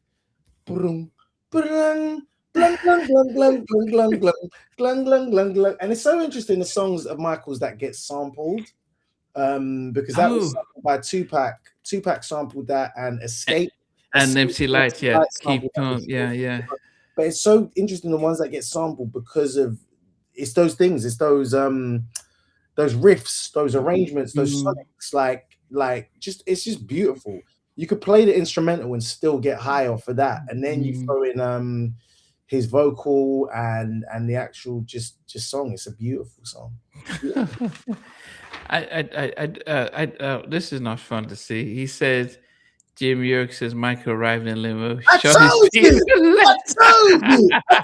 I knew it. But you know how I knew? It's because, like, you could do that in isolation because he doesn't interact with anyone. I knew it. too shy, or maybe he was like, "Look, I'm too big of stuff." I don't Yeah. know. No, maybe he had to. Maybe Bubbles had a vet's appointment that day. Bubbles had a vet's appointment. He had to go take Muscles to the zoo. His boa constrictor. You know what I mean? Oh goodness. I mean, yeah, I think you weren't old enough to understand how big stars were in the 80s. It's whether sitcoms, whether the movies, it was award shows were very different. So because if you watch any BT awards from the night from the 2000s, it's just not the same level. You had people No. who were proper stars. You know, if we people talk about the golden age of cinema in the 50s and the 60s, and you had movie stars who would show up, and George Clooney wouldn't even be able to brush their shoes. That's the levels of stars they had back in the day. 100%. And it's only ever diminished since then. Stardom has only ever diminished. Yeah. Like, and I also just think, look, I could sit and rant about this for hours. I just think because accessibility, because everyone can do it. What is a star? If everyone can do it, if we can all buy the same equipment and basically broadcast, just as a side note, because there's a lot of discourse about the Nas album that just came out, Nas and DJ Premier, and like someone said this perfect thing, because a lot of people critiquing it and they're saying, oh, there's a lot of bedroom producers critiquing it, and actually time was to be, whether it's music or anything like that, to be involved, you had to, one, have sacrificed something, and two, you just had to be up there. So I do remember the days when award shows and all that and celebrity like really meant something. Yeah, and I'm so in the 80s, goodness, those stars were massive, TV stars and stuff. So to get them all to show up in his video, it was unheard of. I mean, Crazy. yeah. So okay, Liberian Girl. Okay, so number 5 for me is Back on the Dangerous album. I didn't realize it had so many songs from Dangerous, but the it's the title track. Yeah. The drums, the dangerous, ooh, and it just keeps going, and I just, and as I said, when I listen to it, I have to put it loud. I Yeah. have to listen to it very loud, and it's just like almost like Teddy was given the space to be able to just bring something different, because I've heard the original demo and it was completely different from what Teddy brought in and added to it and stuff like that. He did something different, because I've heard the demo. There was another song called Monkey Business from around that same early period, and they just sounded different. And what Teddy did was out of this world. Yeah, so like, Dangerous. Yeah, that I just love that track. At number 5 for me. So four. We're going down to 4. Okay, cool, fine. I will go with. I'm not going to cross over. I'm going to take some off because we've talked about them already, and I don't want to keep going back and forth. I would, because on my list I have things like Remember the Time and Who Is It, but we've already done those, so it's kind of like we don't need to. I will go for Someone in the Dark. Off of the it's on ET. It's on the ET storybook, but it was on like some special editions of Thriller. It was on like the 20th anniversary and all that type of stuff. Yeah. From the arrangement of that, very 80s synthy and Rhodes, but it's like it feels, when a song takes you to a time. I wasn't even toddling when this song came out. It takes me to 82. I don't know how it does that. Where instrumentation and all that type of stuff. There wasn't a video for this thing at all, but the song just puts you in a room with Michael and the musicians, and you just see it. And he's talking about E.T., but he's talking about someone in the dark and just a love and a connection. And it's a beautiful string arrangement, and it's just Michael at his core yearns to sing ballads, man. He's designed to sing ballads and to bring that out. He's got incredible control from vocal coach Seth Riggs, the legendary. So Michael's tone and his range and his control, his diaphragmatic control is out of this world. So he knows how to ballad, and that's a very beautiful, evocative ballad, man. Beautiful song, Someone in the Dark. Yes, Tony says finally I can. We got Tony! We got Tony Jace 3467. Yeah, I didn't do this to be popular. I did this. This is just me and Yeah, Andy talking. But thank you, Tony. Yeah, Summer in the Dark is crazy. you had the biggest star singing on the biggest movie, E.T., but Yeah, also when you had the 25th anniversary of the Thriller, and Quincy said we didn't have time. This was almost like we had to squeeze in to record. We promised Stephen we'll do it, so we had to sneak in, record it, then go back yeah, to. I mean, it was like, my goodness, yeah. yeah, definitely a nice little ballad. Great. My number four is my favorite song off of Dangerous. Sorry, off of Bad. Mm-hmm. Um, it is a song that when you see him perform it, he's smiling, he's happy. You're just another part of Jesus. You're taking over. Yeah, I mean, I just love it. We're standing out, and he's in Wembley's after. We just recently talked about people said, "Oh yeah, Taylor Swift broke the record for how many nights he performed at Wembley," and I'm like, we're in different levels. Wembley was bigger then; it was a whole different. When it was the Twin Towers, when you had the Twin Towers of Wembley, like the old Wembley, because I went Yeah, to Wembley, like that was a different spot, man. It was a different place. yeah, but you can't.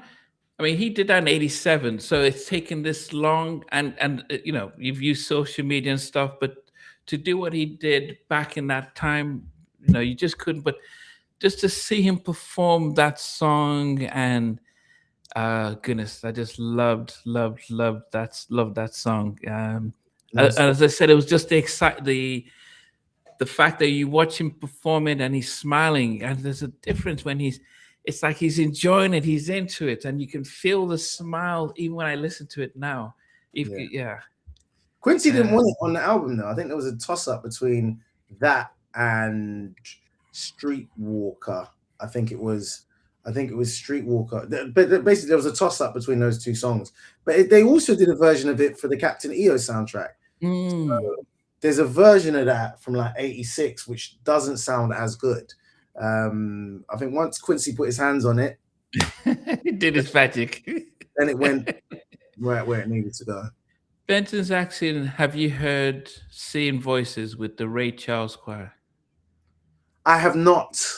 Wow. Benson's a scholar. I haven't. I'm not even going to be one of those people that goes on Quickly. no, I've never heard that. I'm going to write that down. Was that, I don't know, ask Benson when they did that. Yeah, Benson's when was it? When did that come out? Because I've not heard it before myself. Yeah, I'm sure he will Seeing Voices with the Ray Charles Choir. Okay. I've written that down. So. Yeah, that's right. No part of me gave me the great energy. Yeah, okay. What's number 3 for you? What's number 3? I'm gonna be really cheeky and I'm gonna say Come Together. I want to say Come Together. What? But do you know why? No, but do you know why? Do you know why I'm gonna say it? Because part of me is trolling a little bit as well. No, it's actually like the only Beatles record that he ever performed. So only Beatles, and that came out. He did that on his. He came out on History, but I think he recorded it around the time of Moonwalker. And it's the end of Moonwalker. Yeah, with the orange or yellow shirt. Yeah, and it just tells you something, because there's been a lot of conversations about the Beatles and about like the Beatles any good and yada yada yada. And obviously the Beatles did some great things and yada yada yada. But it's just testament to how good Michael is. Michael made the definitive version of this song. You see what I'm saying? Because when I go back and listen to the Come Together, the Beatles version, it's kind of whack. And Michael, he shows you how good. Like that there's so much when they take something, and it's similar to what he did with Girlfriend, which had been released prior. Girlfriend from Off the Wall Paul McCartney had already recorded it for a Wings album, I think, before that. But Michael's is the definitive version. So when Michael touches it, it's definitive. So come together. But that's just me like doing some like edutainment and like Okay. come Okay. to America, come together as a crazy record. And I love it. Yeah, and it's true. If you do listen to the Beatles version, it doesn't have the same oomph. It doesn't. It No, it doesn't. doesn't have the same oomph. For me, number three is ba-da-da-ba-ba-ba-da-da-da, da-da-da, butterflies. Da-da-da. Okay, cool. For a second, Yeah. you were doing Blues Away. I thought you No, said, no, no, no, no, no, no. That's I remember when I was living in Los Angeles at the time, and Steve Harvey was on the radio, and he'll keep playing it, and yeah, he actually had Mike on call in, but everybody was like, "Oh man, Mike, we didn't know he could still hit those notes and the mm, falsetto and the mm, tenderness when he's singing and things like that." So yes, butterflies really. You've said enough from it. I saw an interview with Marsha talking about watching him record it was surreal, because it's one thing to write a song and then watching Michael actually perform it yeah. and asking you, "Is it okay? Should I change some things?" And she was like, "What?" Asking for vocal direction, you know what I mean? From you're Michael Crazy. Jackson and you're asking for that. You've worked with everyone.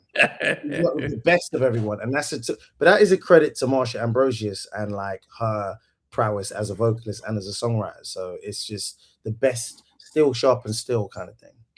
Yeah.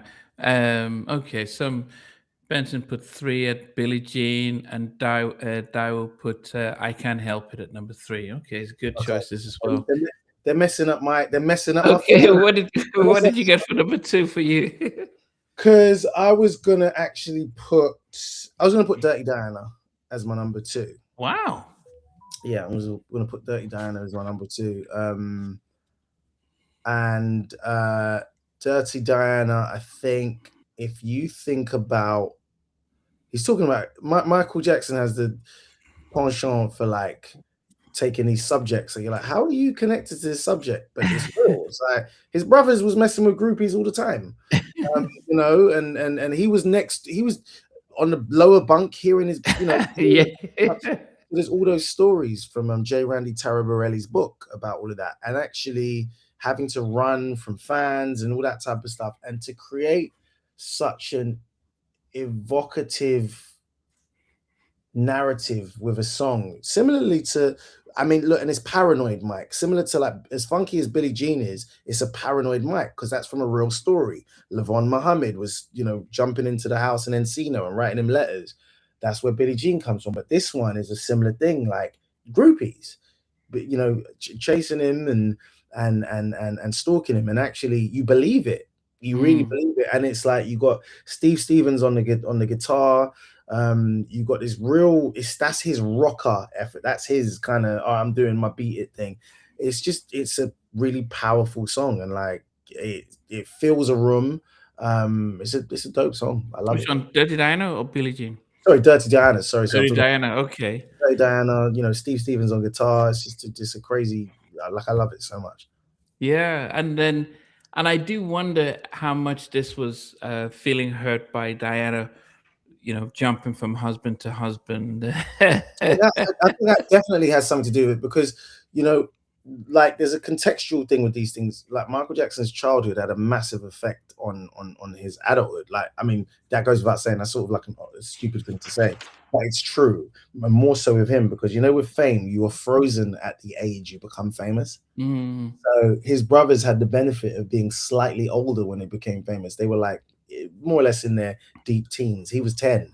And so, and when they came to LA ahead of the rest of the family, he lived with Diana Ross Mm. for a period of time. So I think, as you're saying, I think there must be some subtle thing in there. But yeah, that's a haunting song, and Mm. kind of goes against me saying like, oh, I don't like when Michael Jackson gets the angst and all that. But that's a really incredible song, and so much so that, you know, when I think he was doing a Royal Command performance of the Bad Tour, he'd Mm. taken it off of the set list to appease, because he didn't want to offend Princess Diana, and she was like, "Oh, that's my favorite song." That song's a wicked, wicked, wicked song. Yeah, no, definitely, definitely, and it shows that he has a way of.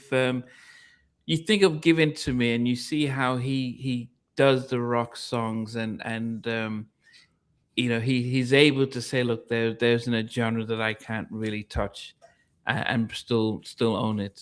But just but the inherent irony that that's black music though.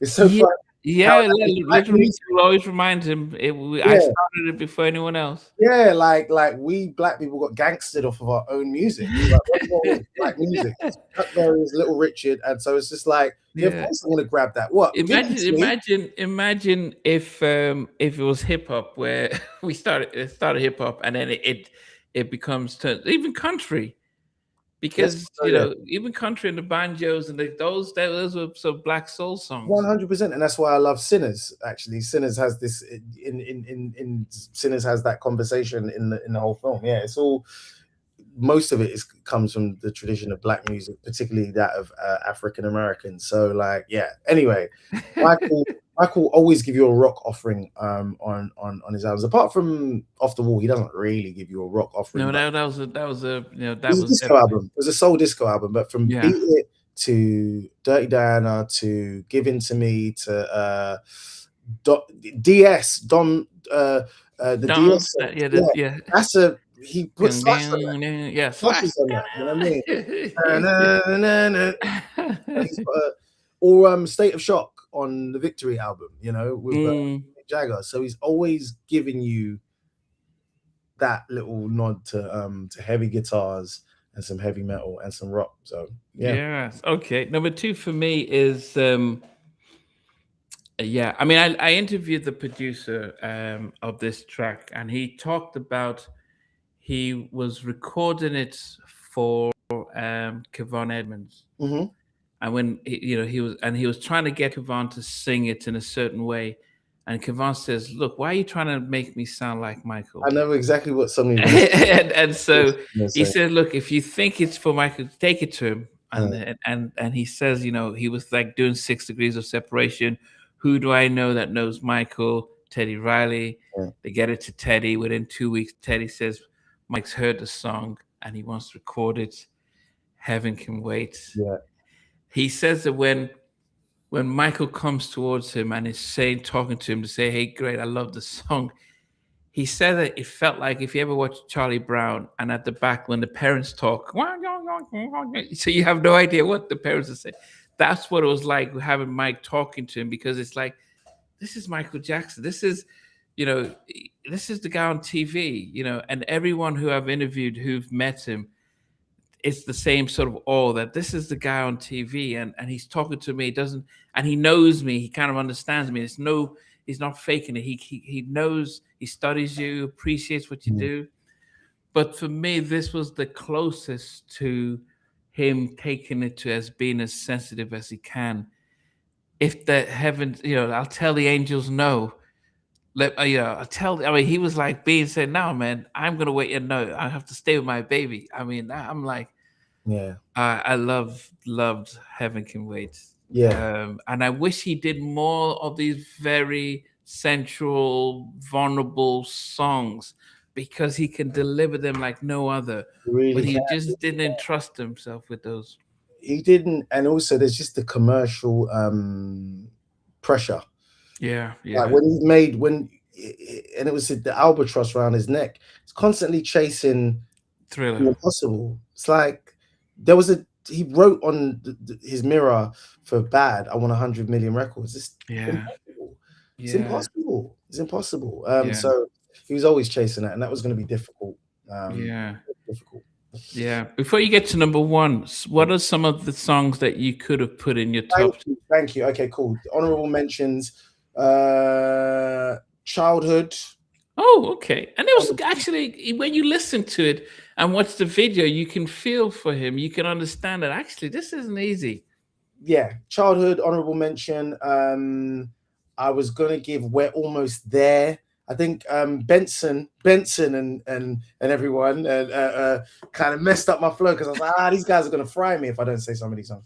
But no, we're almost there is like one of that is the beginning of adult Michael Jackson. So that's from Forever Michael that came out in 75. So he's like 17 at the time, or almost 16, 17.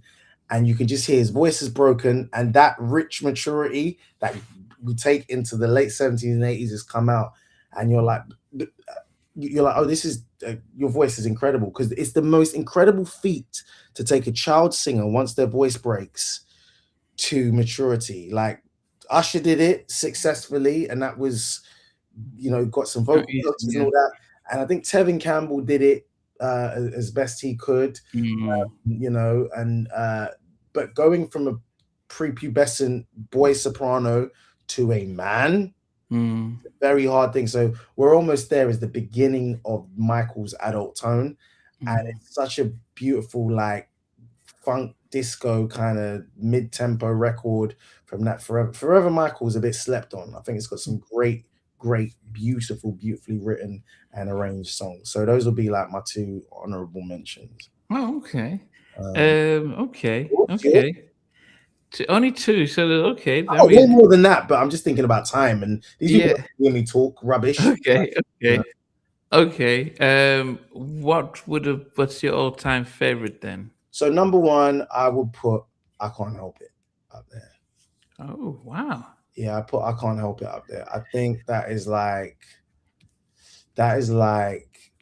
Michael. That's like the closest he's ever come to singing like over jazz chords, dancing over jazz chords, because those changes are he's doing a jazz record.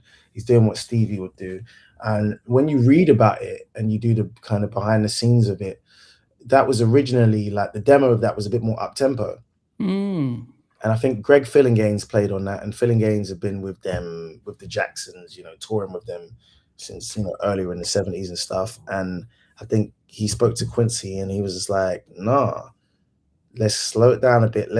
We're trying to make Michael sexy.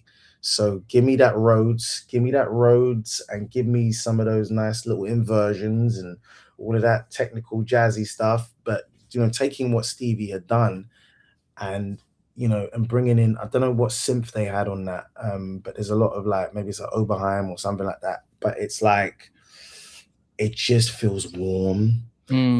Feels like it's like a real high point of that album. It feels slinky, it's sexy, it's Michael just sounding like, and he never sounded like that ever again, I don't think. Maybe like Lady of My Life reaches those heights, but that's a different record entirely. This is just, it's jazz, man. It's jazz, and it's there's elements of, is it bossa nova at some point? You know what I mean? Is it bossa nova? Like, it's such a beautiful song and beautiful vocal performance, and it's timeless. I think I love it. I put it on speakers and headphones, and I hear new things every time. Or you put it on some nice speakers and you get close your eyes and transport yourself somewhere. It's real audio magic. Okay. Yeah, I mean, goodness, yeah, it's Off the Wall definitely is it is just a vibe in its own, yeah. And for many people, I think a lot of people do mention how much The Wall is probably one of his best albums, even though it did 10 million. I see what Tony said. I can't help it now. That's a good pun. No. Do you know what? There was some songs that, like, look, we'd already discussed. There's no point me putting them on my thing as well, because the truth is there's no best Michael Jackson songs. There's no next week my list will change. My list will change, because I'll be like, oh man, like Euphoria or Johnny Raven or any of these like younger Michael Jackson solo songs, or Who's Loving You, I'd put that up there. Another day I'll be like, She Drives Me Wild is incredible, so there is no best. Like Michael Jackson's catalog is peerless. It's actually peerless. It's for the most part a greatest hits. Every album is like a greatest hits collection. Yeah, Yeah, yeah, first adult trio, that trilogy of Off the Wall, Thriller, and Bad. It's a greatest hits. It's a greatest hits collection. It yeah, literally, it's a, yeah, it's a greatest hits collection. There's not a, yeah. even the things that I think are missteps, like Just Good Friends, is still not a misstep. You know what I mean? It's still an Yeah, incredible. yeah, yeah. I mean, it could have been, you could have been better in some ways. Because I'm listening to, when I listen to the Thriller album, or even Off the Wall. Sorry, even Off the Wall, or Bad. I'm like, this is the time when these musicians added something different to the album. Mm, You know, when you had Eddie Van Halen in Unbeat It, and it's so, it's, you know, it's not like now where we talk about bedroom producers who can say, yeah, let me play that guitar on this, on the keyboards and stuff. You mm. had Eddie Van Halen and it was unusual to start. And Mike was just reaching out, Eddie, can you know, with Quincy, can So you yeah, get Quincy this? was doing that. Yeah, yeah, Yeah, yeah. can we get him on the? And it's like, wait a minute, but you're a black artist. I do rock, but no, we want that sound on this album. And Yeah. so you hit Beat It, and it's like, yeah. And you think of a song like Thriller, and I was listening to it. I'm thinking, how did he just say to? Did he just go to um oh, what's the guy's name? The writer. Temperton, Rod Temperton. Rod Temperton. I said, "Yeah, can you Mm. write a song? Let me write a song about Halloween kind of thing. Just glue." It's like, well, it's like, and because I was listening to it, and I'm thinking, but no one was doing that kind of concept. You know, you'd sing To Christmas be songs. fair, to be fair, you know, there's the Starlight version of it, like Starlight. That was the original demo of that song, and it's I suppose it's the genius of Quincy because they recorded a whole song which is Starlight, same production, same cadence, just different words, and that's available on YouTube and all that. But it's like I think that's the genius of Quincy, and Quincy as a tutor, father figure, an adult Mm, tutor, father figure, in a way, like sort of taking on what Berry Gordy had started with Michael at the Motown finishing school, mm, and taking Michael and being like, do these things, and giving him taste giving him a certain taste in whether it's musician or even being like Svensk Bruce Swedian. mm, This is your guy now. So the fact that Bruce Swedian worked with Michael till the very end, but that's mm, Quincy's guy. So it's almost like the way I compare it is like you know, I'm a Bond nerd as well. So like Terrence Young directed Doctor No from Russia with Love Thunderball. He took Sean Connery and sent go to my tailor, take these things, and that sounds almost disrespectful to compare Michael in that way, but because Michael was already a star, but mm, what he did, what Quincy, and I just want to just give Quincy his flowers because obviously he's no longer with us. Quincy was incredible. He was incredible, one of a kind, had seen it all, done it all, and was still willing to learn. Like this was, he made Thriller and Off the Wall and Bad post aneurysm. You know what I mean? In his 50s, that he'd had an aneurysm and actually took Michael to the heights. And he wasn't just involved with the music, he had a say as well in the rollout of it, you know, and wanting to make sure, you know, Bad conceptually was his idea because he was like, oh, we need to give Michael a tougher image for this album, you know. Like, you know, and so just that whole thing. And you know, so there's a lot to be said about that because you could also, as much as I love Michael, some of those demos are cool. Like those demos of Don't Stop Till You Get Enough with Randy, with Randy and Janet arguing with each other in the back, and that's great. That's great stuff. And they could have easily gone to worked with like Tom Tom 84, who the Jacksons worked with, like those arrangers, and got T.O. and everyone. But you go get Douglas Chancer and Paulino da Costa and all these other like crack session musicians who were just the LA mm, hot shot musicians that Quincy has put together. That mm, is that's his genius, knowing mm. to invite to the party, and he needs his flowers for that. And setting Michael up right because that is a flawless run. Yeah, Seven to eight, yeah, yeah. flawless. yeah, to be able to elevate, you're getting the best in class musicians to complement Michael's vision, and working as a team. 100%. Yeah, I think some of my honorable mentions where "She Drives Me Wild." I Oh, input, yeah, yeah. I just love the door, doom, doom, yeah, yeah, yeah. But you know what's so funny about that song? It reminds me of "She's Got the Look" by Prince. I always feel like that was Michael. Yeah. It feels like a Prince record. It feels like an early '90s Prince record. Feels like She's got the a look. to Yeah, yeah, yeah.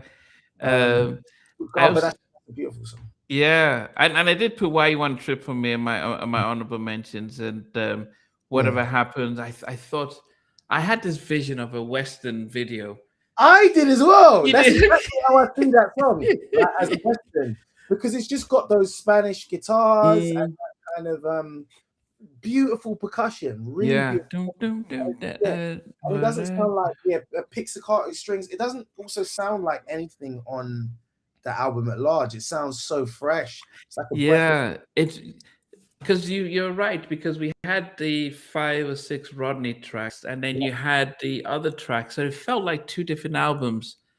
In fact, what was happening was that Rodney started it, yeah, and something somewhere there was not a fallout, but then Rodney left the project, yeah, and he reached back out to Teddy, yeah, and Teddy brought him 5 or 6 different songs, yeah, but they weren't at the time they didn't have that much time, so he was reaching out to people who had stuff so that he can reproduce yeah, alongside Michael. So you had some songs that sounded adult contemporary, like "Whatever Happens," "Break of Dawn," and I thought that sound fitted the album at that time. I think the Rodney stuff was should have come out 2 years earlier, so yeah. it felt like yeah, it just Michael, felt disjointed. yeah, Michael just didn't have. There was too much commercial pressure, and obviously now you can do anything that you want because you're just releasing when you want. But I wouldn't want a Michael Jackson album to not be an event. You see, what I'm Yeah. saying? I like it's sad to say, but like for Michael's legacy, and please, it sounds like God forgive me for saying this. The best thing for his legacy was that he didn't do This Is It, and he didn't release any music after that. So it's like the worst that we're ever going to get from him is Invincible, if you see what I'm saying. And Mm. actually, the job, and I've got to commend the estate because I know there's a lot of back and forth with the kids and all that type of stuff about what's going on. But like John Branca's done the most incredible job rehabilitating an estate that was in deficit at the time. He's turned it into a bit like John Branca is. We don't even need to go into like how he secured the ATV catalog and all that type of stuff. Like, but they need their respect. What John Branca's done is incredible, and John McClane. But with Michael, like if he was any other artist going into their 50s, yes, you could just put out an album of like, all right, I'm going to do this thing. And Prince, to his credit, in the 90s, kind of followed that thing of just being like, I'm going to release Musicology because I'm making music every day and I'm going to do this. And Musicology is a great album, but it wasn't an event. Yeah. It's like Michael Jackson wouldn't allow himself that level of regularness. Like, he needed an event. He needed a 100-foot statue of him going That you down. drive down the Thames to Yeah, say, yeah, I'm in town. and I suppose music changed and spectacle, the demand for spectacle changed, and hence why like now you've got like a million microbrewery musicians releasing every day, and there isn't a kind of northern star that everyone coalesces around. But like interestingly, Michael doing a smaller, more personal album, which would add Break of Dawn, Heaven Can Wait, Whatever Happens, which feel very, I'm going down the thing, but like he was following a formula because with Invincible, you had, as I said it before, you had You Are My Life, which is a song I've not listened to since 2001. Yeah, yeah. You're Speechless, which I think is Speechless. which Yeah. is one of the most terrible songs he's ever. Yeah, yeah, yeah, yeah. Cry. Me and my friend Francis argue about this all the time. I hate Cry with a Yeah, it was a weak R. Kelly yeah. track. No, but it's also like Stranger in Moscow light when you listen to his vocal because he does the vocal beatbox and it's just like this is terrible. Yeah, And yeah, yeah. I think he had Did he have not Little Susie, but Little Smile was not on that. Was Smile on it? Smile was on History. It was Oh, it on was History. on History. Yeah. It was So on History. yeah. So Yeah, it was great. Smile was great, and I like Little Susie. Little Susie was cool. yeah, but Like, I it was think operatic. It was an when you're thinking about over too many tracks on an album, and you're thinking that it could have been cut down. yeah. I Yes, blame CDs. I blame the CD format yeah, it because meant that you can pack more onto it. But yes, that was an issue with it.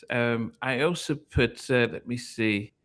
Yeah, I mean, so those were the one. But my, I don't know how come you didn't like 2000 watts. I hate it. 2000 watts. 8 ohms. You know 2000. what? It And he sounds sounded so different. yeah, he did something with they did something with his voice, but also I think it's you said it on our last chat, and other people have said it about it being a Tyrese song. And It was the title track for give it to Tyrese's Tyrese. album. Tyrese is a great vocalist, great artist. Give it to him. It's not a Michael song, and it's like that sort of taps into Michael's fascination with like electronics and technology and all that type of stuff. It's a terrible. Kobe 3D. It was. It also sounded like an NSYNC reject from that time. It sounded like something from that album. I forget the name of the album, but it's not Michael, man. It's not great Michael.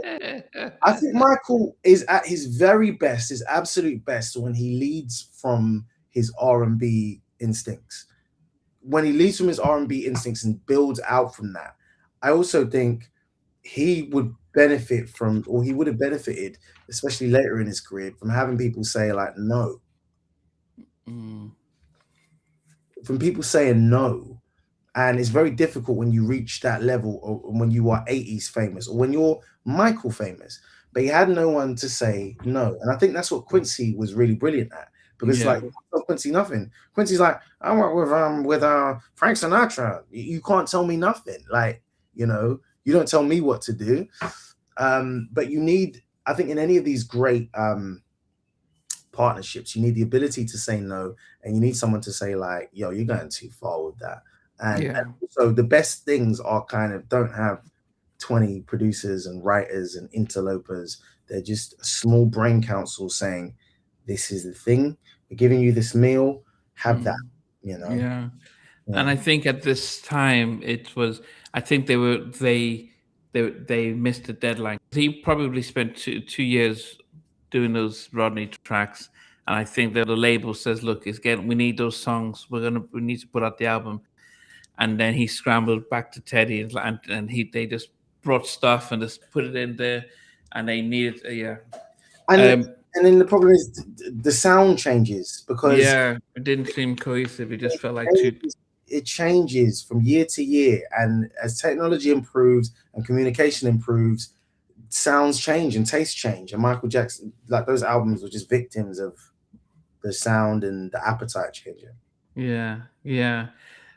My all-time favorite song, not just Michael's song, the song ever. Mm. And anyone that listens to podcasts will know that this is the. I always talk about that, and I remember Donnell has to say is the same song for Donnell, the same Mm. for Pamela Long of Total, Yeah, um, the lady in my life. James Ingram, James Ingram, like It that's not even James Ingram. What am I talking about? It's a Rod Temperton song. What am I talking about? Rod Tempton writing it. So Yeah, it's not, yeah. it's like the slow I can't listen to the verse two because I'm like as the song is just the verse and the chorus and stuff. The rumor was that he was so shy he had to hide behind a couch to record his vocals because it was like too sensual. But I think Neo is his favorite track as well as Maxwell. It's It's just the so good. fact that how soft and tender, and it's butterflies or heaven can wait where he becomes vulnerable vocally. But yeah, and then LL and Boys to Men sampled it on Hey Love. Lover. Yeah. I love it, yeah. But it's just I actually don't listen to it so often because it's so important to me that I would listen to it probably once every 6 months or something like Yeah, that, I know what you so that mean. I don't just want to like get used to it. Like, so Yeah. but it's just, there be no darkness to lady. Oh, have you heard the extended version of it? I have not listened to it. I'm afraid to listen to it because I don't want to be. I don't want to Yeah, I spoil it. heard it for the first time this year. I heard it for the first time this year, and it was just a really interesting thing to listen to. I think it was like March. I was in Paris and I just put it on. I was walking along like the Seine, and I was like, "Oh, this is interesting." He talks about. I'm not going to spoil it, but he says talks about don't want no fortune and fame, something like that. I think the version that they made in condensed is just so. It's just so. It's just so. It's like Goldilocks's porridge, man. It's like, Okay, like, okay, this is it. yeah. It's sort of like you can hear, that song Carousel. Mm. Is like there's a shorter version of Carousel and there's a longer version of Carousel, and either way, you're kind of like, yeah, this song didn't belong on the album necessarily. It's Yeah, fine, yeah. but Lady in My Life, the version that we get, perfect way to end an album. Perfect way to end an album, and I understand it being like your favorite and your favorite because you're saying it's your favorite song ever. I can understand that. I can understand that music is magic, and when music can make you feel things and take you to a place. And we started this conversation by talking about energy and talking about little kids. How do they feel Michael Jackson? This is the energy. Mm. That song's 40, nearly 50 years. It'll be 50 years old at some point soon. And we're still feeling the energy from that. Yeah. And it is what music is. Mm. And but it was the magic of Rod writing, the brilliance of Quincy producing, but then you just got Mike in such a vulnerable space, Mm. and some of us start wondering, why did he shy away from that? And as you said, it could be the fact that universally he was in a position where he needed to bring out music that could transcend and talk to everybody. Mm. But it is such an amazing track. I mean, I think Troop have covered it because they're big Michael fans. Who just said that? Yeah. Dio said that Albie Shaw's did a cover of it on his fourth album. It Yeah. is, yeah, definitely his thing. Janet's Funny How Time Flies. Okay, I could see. Oh, there was a mashup between Lady in My Life and Funny How Time Flies. Yeah. But Yeah. as I said, vocally, just just an amazing song by the greatest artist, performer, entertainer. He just wraps it all in one. Raps. There is no greater. There is no greater. And look, there is that conversation about Michael and Prince, and I kind of think it's like a Tupac and Biggie conversation. They're completely different artists, I think. Like they're completely different artists. And look, I got an appreciation of Prince as I got older, and I saw him live. I'd never seen Michael live. I saw Prince in 2007 at the O2. O2. Oh, those the Like residents. a friend of mine, an actor friend, Aaron Bakari, he was like, "You're not a Prince fan." Him and his friends bought loads of things. I was like, give me a ticket. Anyway, they had one, someone dropped out, and he said, if you can make it here in 20 minutes, you've got the ticket. And it's one of the best things I've ever seen. But Prince is a different thing. He's just a different thing. And I love Prince. And I'm still discovering things about Prince like every day. There's always a new record. I think with Michael, and this is a harsh thing to say for fans, but it's like, I think his B-sides or his unreleased are fine being unreleased, because when you hear them and like you hear like, oh, it hasn't gone through, this isn't what he wanted to do, or there was a reason why it was left off. There's so many songs off of the original version of Thriller that didn't come out, like Hot Street or Nightline. There's these songs which they couldn't fit because of the grooves on vinyl. I think they had like about 17 songs. And then when they made the first pressing of it, it sounded terrible because the grooves were really thin. And so they had to get rid of a bunch of songs, Carousel being one, and there was Hot Street, and there's another song called Nightline. And those songs are terrible. No, they really are. I'll be really honest. They just sound like generic 80s songs. they kind of sound like Andre Simone or Andre Simon songs or whatever. They kind of sound like that. But and so I'm just using that just to say, like, Michael, everything we got from Michael was perfect, and he gave us like 100 amazing songs, or however many songs he gave us. But Prince, it's like whether it was Prince was writing for the Bangles, he's writing for the Bangles, or he's writing for Sinead O'Connor, or he's doing something for Shaka Khan. Like, because he was a one-man band, it was slightly different for him to produce at will, whereas Michael always needed, I think, like others to help execute what was brilliant, but he needed other people to Yeah, do. he wrote Muscles for Diana Ross. I want muscles. Yeah. But say had it, and I sound like I'm slandering, but say had it been Prince or whatever, Prince would have worked the DMX drum machine himself. Yeah. Prince. And this is just my point, is that Prince is a slightly different offering as a musician. Not to say that Michael Jackson didn't have musicianship, but because to hear it in your head and be able to translate that to other people, whatever. But either way, it shouldn't be that shouldn't.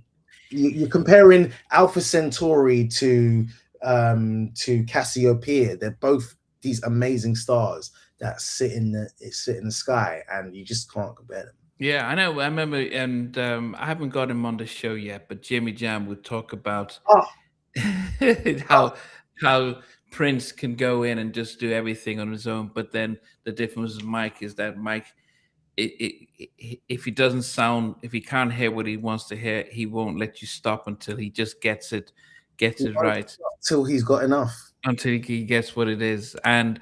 But then, I think vocally, we think about Kid Michael, and I think you can get confused with his pop stuff. But vocally, he reminded us in with Butterflies that vocally I can stretch and I can do pretty much anything. Yeah, I can still do the runs. I can still remember I'm the one who sang "Will You Be There." No, the one what's the one that "I'll Be There." He sang "I'll Be There." He sang "Got to Be There" as well. Yeah, also got to. Yes. To Be There. He sang "Never Can Say Goodbye." Yeah. He sang that at 11. I mean, one of my favorites with the Jacksons was "Heartbreak Hotel."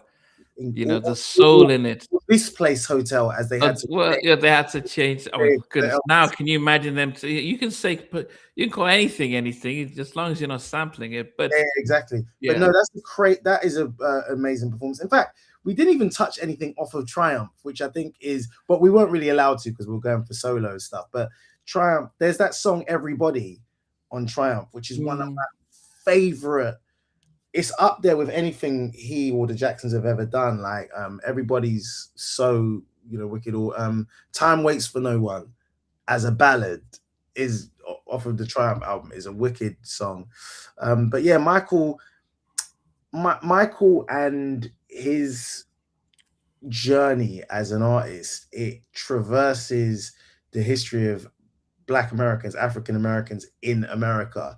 From you're talking about civil rights. Michael Jackson got famous after the civil rights movement. He got famous after Malcolm X and Martin Luther King had been assassinated. They are the first post civil rights, post moonwalking stars. And if you think Man landed on the moon in 69, and then I Want You Back was released in 69. So it's just crazy how far back he goes, and even the fact that Joe Jackson was taking that van and driving from Chicago to this place to that place, doing the Chitlin circuit. So they'd seen so much in their short lives. Did you obviously you've seen it, the Jacksons: An American Dream? I remember it came out in 93, I believe. 92. So I moved to America in November of 92. Yeah. That came out, I think, 3 weeks later. It probably shook the world over there, because I remember when I was watching it here, and it was like, yeah, it was an event. We were what? Yeah, it was, because then they did that, and he did the Super Bowl, in January. Yeah. And then he got the Legends Award at the Grammys, and the Soul Train performance. So it was just in that just in that time. But watching the American Dream, just watching, yeah, it was an amazing. I mean, you know, if you've seen the New Edition story, you've seen the Bobby Brown stuff.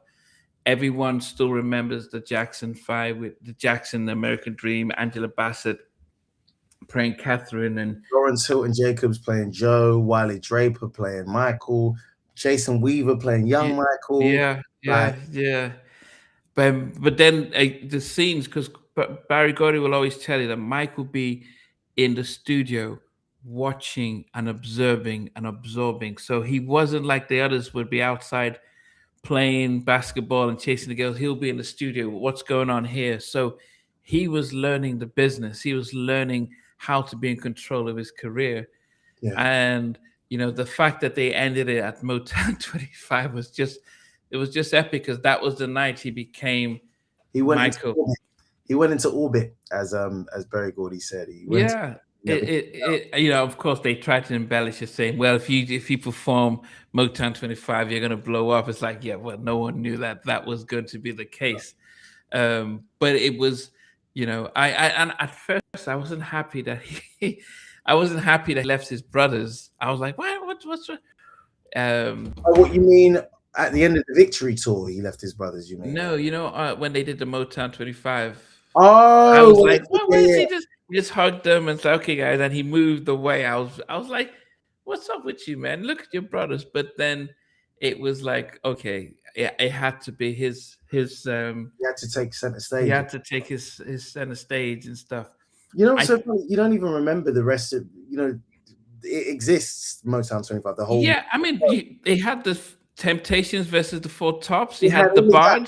But no one thinks about it for that. No. Even the fact that he lip synced Billie Jean, no one cares, because that performance, that 3.5 minutes, whatever it is, you know every beat from it, you know every camera angle. All Yeah. It's out, and it's something that I watch. There's two things I watch when I want to be inspired. I watch Ed Sullivan's show, Who's Loving You, and I watch Motown 25 for his performance. It's electric. I just posted a video with Crazy Bone from Bones Thugs and Harmony. Oh yeah. He says when he watched that, he told his parents, I want to get into music. Oh wow. Crazy Bone of Bones Thugs and Harmony from Cleveland, a gangster as well, rapper, and saying that he saw the Motown 25 and he told his parents, I want to get into music. And he did a tribute song for Michael that he's recorded. But even hard rappers are inspired by him. You know, rappers that will say like they would faint or they would cry if they saw Michael, because Stormzy has a line where he says you're not too big for Adele or whatever, and the reality is no one is too big for Michael Jackson. You just not. Michael Jackson is. It's just, there's a statistic that at its height, Thriller was selling 500,000 copies a week, and it revitalized a stagnant industry. Michael Jackson is it. I interviewed the head of Sony Epic Records. No, this was oh goodness, I can't, TJ something, because he was in charge of promotions at sales at Sony. He said that the album was just they didn't have to do anything. They'd never seen so much music being shipped at the time, that he was just it just didn't make sense how well it did. But the one thing he did that he promised his dad and his brothers, that after Thriller came out, he could have done a Thriller tour. Yeah. He went back to his brothers, and I think it gave the brothers a platform, but it also and some money. But I think just getting people who've seen the Triumph and the Victory tour would say that it wasn't as good, as bad. It wasn't as good as the Triumph. They think Triumph was probably the best, sort of the best one there, but Victory was was because Michael was the biggest thing on the planet. But I thought it was a good idea. I think it was good to temper expectations, having him not do a solo tour, have with the brothers. yeah, it was a good way of like, it was almost like a Jackson's farewell tour in a way. Because like I think in like 89 after the Bad Tour, they wanted to do the Moonies, the Korean religious church. They a guy called Kenneth Choi came to Joe and the brothers with bags of money to be like, yo, we want to do a Korean tour. And the brothers at that point, because they just didn't, they released, I think they were about to release 2300 Jackson Street, but they just didn't have money. So they were like, Michael, do you want to do the tour? And Michael was like, no, I'm done. What have you not? But it's so funny because there's some shenanigans going on with the World Cup at the moment with the ticket sales. That happened with Victory. Like they were doing these, they were doing this scam basically where you had to buy 4 tickets, or you had to send off money orders for 4 tickets. You weren't. It was like a lottery. You weren't guaranteed. What? Yeah, you weren't guaranteed to get a ticket. But like you send off, and then if you don't get your ticket, you have to wait till the tour's over and you get your money back. But at that point, they would have put that money in like a bank account and got some crazy stuff. And I think that was a Don King thing because there was 2 promoters that they were going to go with. Yeah. And then the brothers wanted to go with Don King because there was more money in that. And then I think Michael never wanted to. And then some young girl wrote him a letter, and then he did a press conference and he was like, "Listen, I've asked them to stop this scam." And he said, I'm donating my money to charity. So his Victory fee went to charity or whatever. Yeah, donated all his earnings from... Benson's knows ball. He knows what time it is. Yeah, so he donated all of his Victory money to charity. Yeah, Benson's a walking fact machine. Right?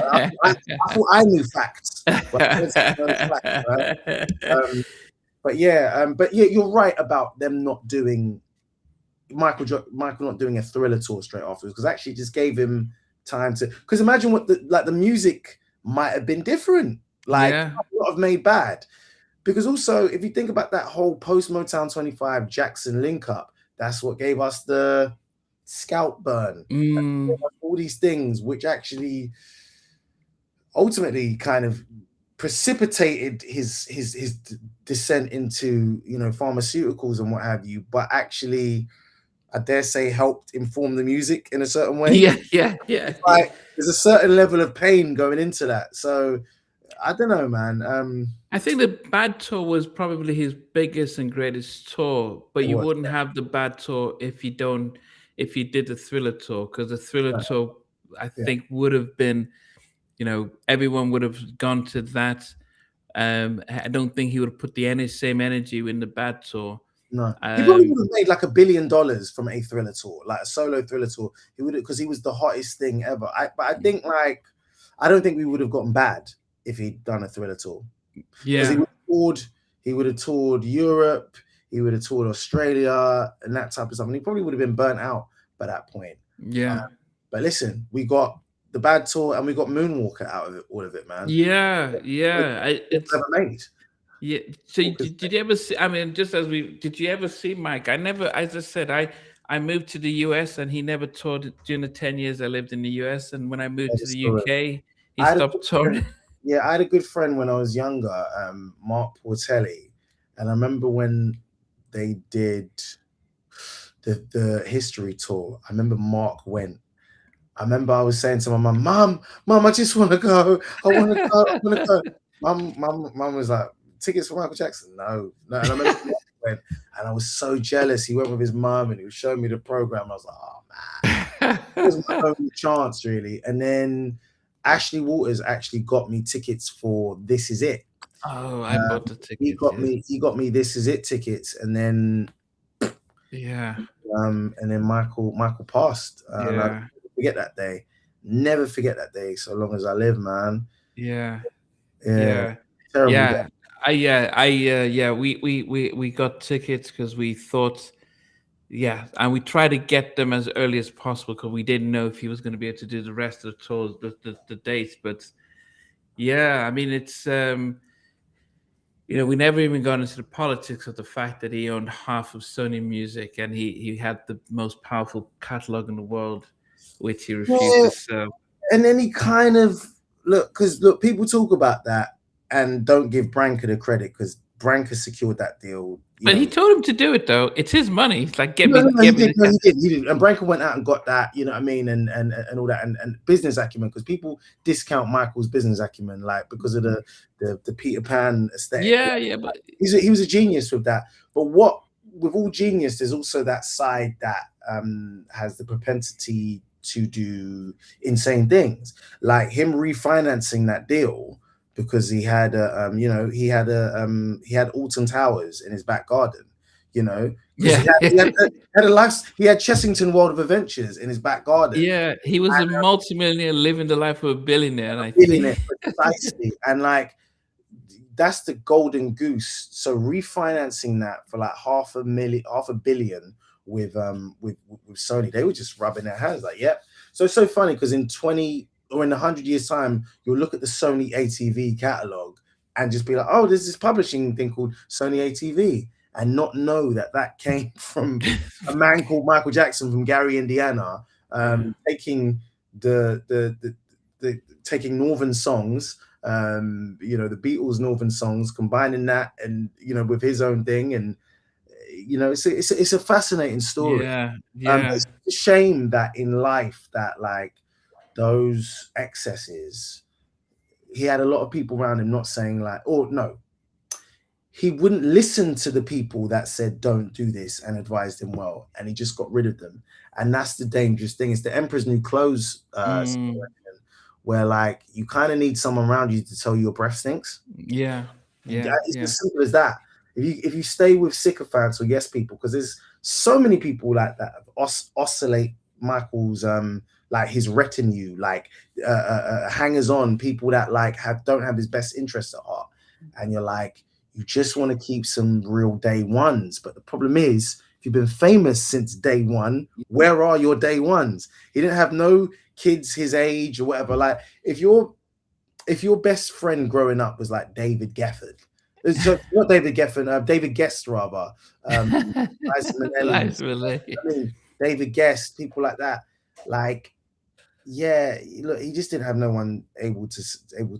No one who, because he was spending more than he was bringing in. And it took to him dying, not spending money for his estate to be worth over 2 billion and stuff like that. Yeah, and it's sad because he's not here to see how much he was loved and like respected. And obviously, he got that in life. He saw the chaos of it. He saw the fan kind of mayhem, the pandemonium.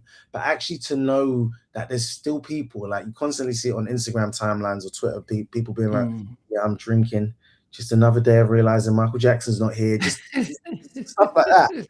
But also just on a real, like, to be real about it, like we talk about the energy, just to know that your energy lives on in a positive, beautiful, beautiful way. And to know that your DNA is in everything we do. Like the DNA. I mean, look at this thing in back of me. This a military outfit. The man knew how to dress. The man knew how to dress. Like C style. Like the man knew how to dress. He just had it, man. And like people will spend their whole life hoping for a scintilla. Well, that's why when people got upset with Jay-Z saying that Beyonce's done Coachella, so she's surpassed Michael, and it was like, wait a minute. Look, but in fairness to Jay-Z, he's got to ride for his wife. Like I want to ride for my wife exactly like that, and he has to ride for his wife like to that degree. But it's different eras, and I've seen Beyonce live like 3 times, and it's incredible. It's incredible and all of that good stuff, and it really is incredible. But Michael is Michael, and Jay-Z. I love Jay-Z, but Jay-Z knows that. Beyonce is the closest thing we will get to that level of perfection and execution. She just like, but her DNA comes from that. She's always and it's like we can say Michael got a lot from whether it's Fred Astaire, we got Jackie Wilson, he got stuff from moves from Joe Tex, like because when he was doing that thing, he was studying skinny girls, skinny legs and all. James Brown, but they never took it to the stratosphere. They never took it to Jupiter. They never took it to Jupiter. Michael was the first and the only one to take it to that point of where a person's personal brand is as big as a wholesale item, as like Coca-Cola or whatever. You go Yeah. to Papua New Guinea where they don't even speak English, or like, they've got these secluded cultures. You know who Michael Jackson is. And Yeah. we'll never see that again because of the death of monoculture. We'll just never have that level again. But it's also, it's not that Michael Jackson was doing it and he was whack. He was the nicest at this. Yeah. Moonwalked. Other people can pop lock, but you're not Mike. I see there's the thingy conversation, the Chris Brown conversation. Chris Brown. And no, and it's a good conversation, and like respect to Chris Brown because he's talented, all of that stuff. But I see Chris Brown as more being the successor to Bobby Brown than being Michael's direct thing. He can dance, all of that type of stuff. He's good, but he's not Mike, and he knows that. And I think like he knows that, and we and he's very respectful about it. But Michael is a one of one. Yeah. No, it's, I mean, as I said, I think, I mean, Chris Brown has even come close to Usher. You're talking about Usher, look. To me, look. I was watching the Super Bowl thing the other day, and like only Usher can do that. Chris Brown couldn't do Super Bowl. yeah, yeah, He just couldn't. He doesn't have the records that yeah. do that thing, and he's got some amazing records. I don't want to. I don't want Chris to come for me, please. Problems. I don't want any problems. But Usher is the only one that could do that because Usher also, here's the other thing. It's not just the music, it's the stuff surrounding the music. Mm. Now, Michael's controversies, inverted commas, came after he was Michael. Chris's unfortunately happened on the ascent, and he had to reinvent what he was doing at a certain point. But with Usher, like Confessions was a blockbuster album. And I would take Confessions over Justin Timberlake's Justified. I would take Confessions all day over Justified. Because Usher was black. You see what I'm saying? No, I'm just being really honest about it. It's like we give so much credence to Blue Eyed Soul, and it's great, it's amazing. Do your thing, but like I'll be damned if I'm not supporting Usher's doing. And JT's cool. Like JT's cool, but you're not messing with Usher Raymond, man. Yeah.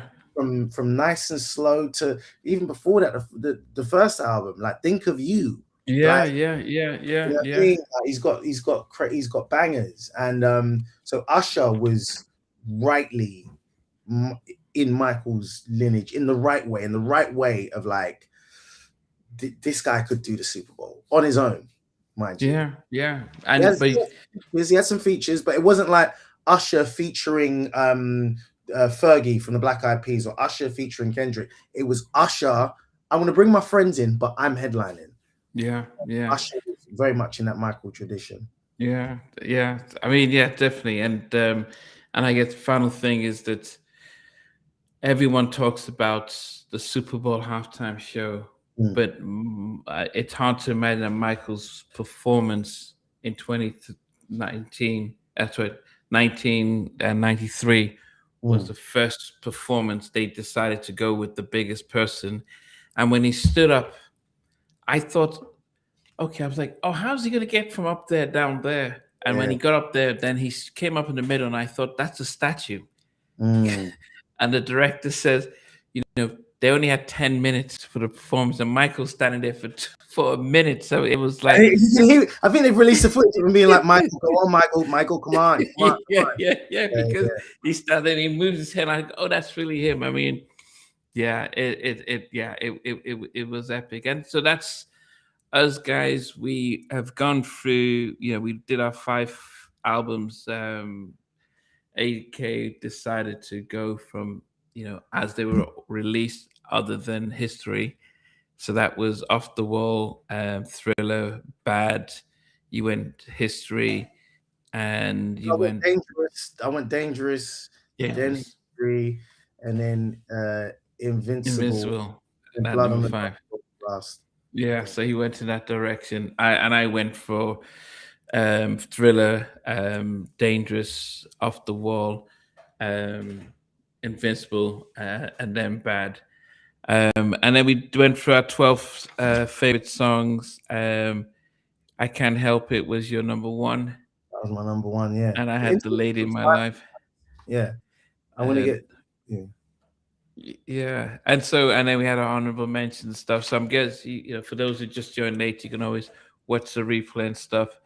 My interview with AK Akemnji is coming out the first after Christmas, as he's got a new season 2 of the BBC comedy Black Ops coming out on the 5th of January 2020. 8th of January. 8th of January. So 8th of January. Will it be in America? Will it be on BBC America? It will land on Hulu at Hulu, because series 1 went out on Hulu. So okay, those who haven't seen it, my American brothers and sisters, go watch it on Hulu or wherever you may find it. Yes. So that's Black Ops, and you can also look for Famalam as well. That was one of his first created variety shows. Ran for 3 seasons of 3 years here in the UK as well. This would not be the last that we're going to come and do something live.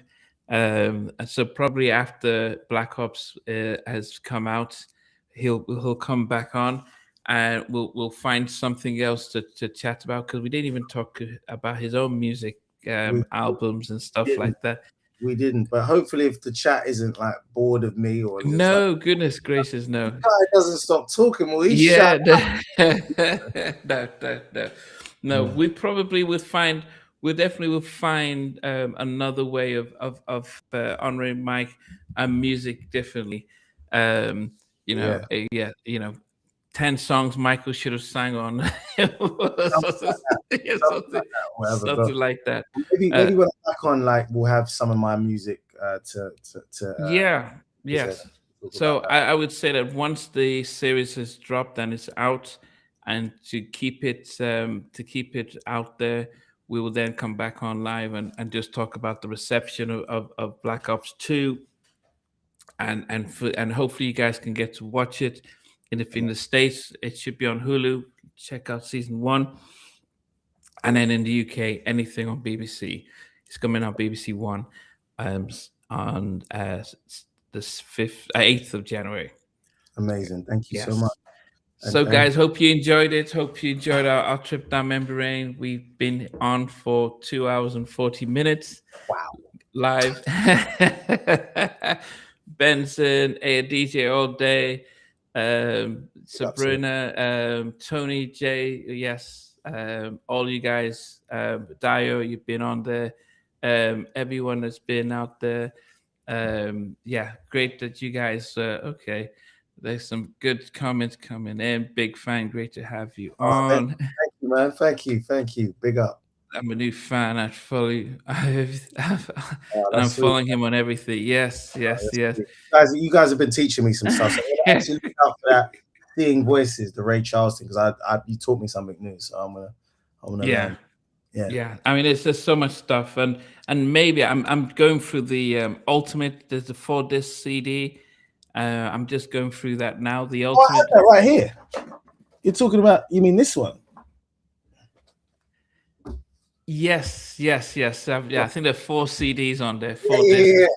I'm just going through it right now, and I'm just going through it right now, and and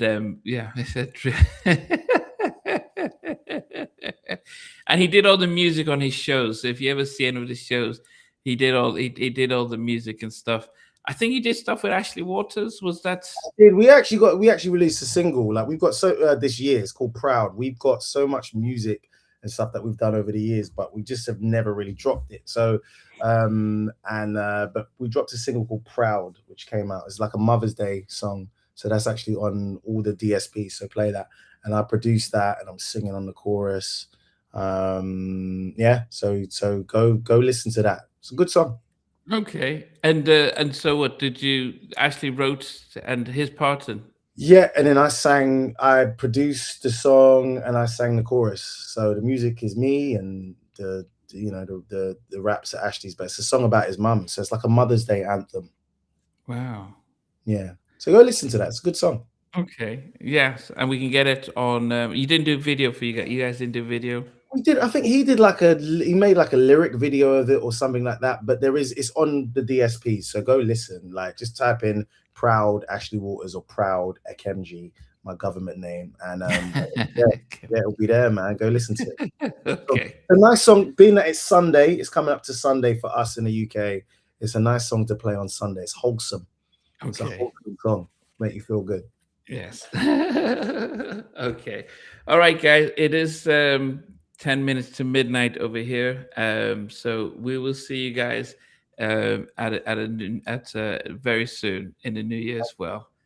Thank you so much for having me, Namdi, man. It's been a good chat. This has been great. But we still didn't do your halftime chat music edition, so that will be our part. We'll do it whenever you're ready, man. We'll do it. We'll do it. Yes.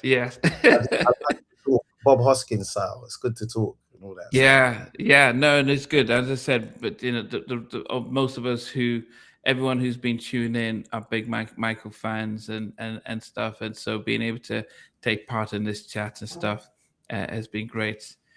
All right, guys. So we'll see you and talk to you in a new time. All right. All right. Bye. Take it. Bye. Hey guys, thanks for watching. Thanks for being a part of Halftime Chat. Please remember to subscribe, share, and comment.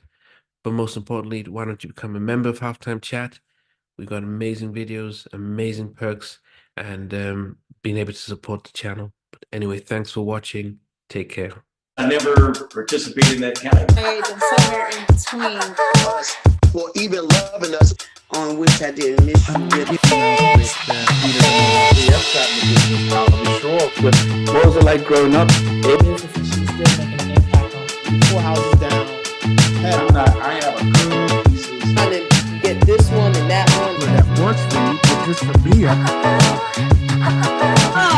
No. Okay, you're okay. They don't understand what Jonas Boys winning all spirits.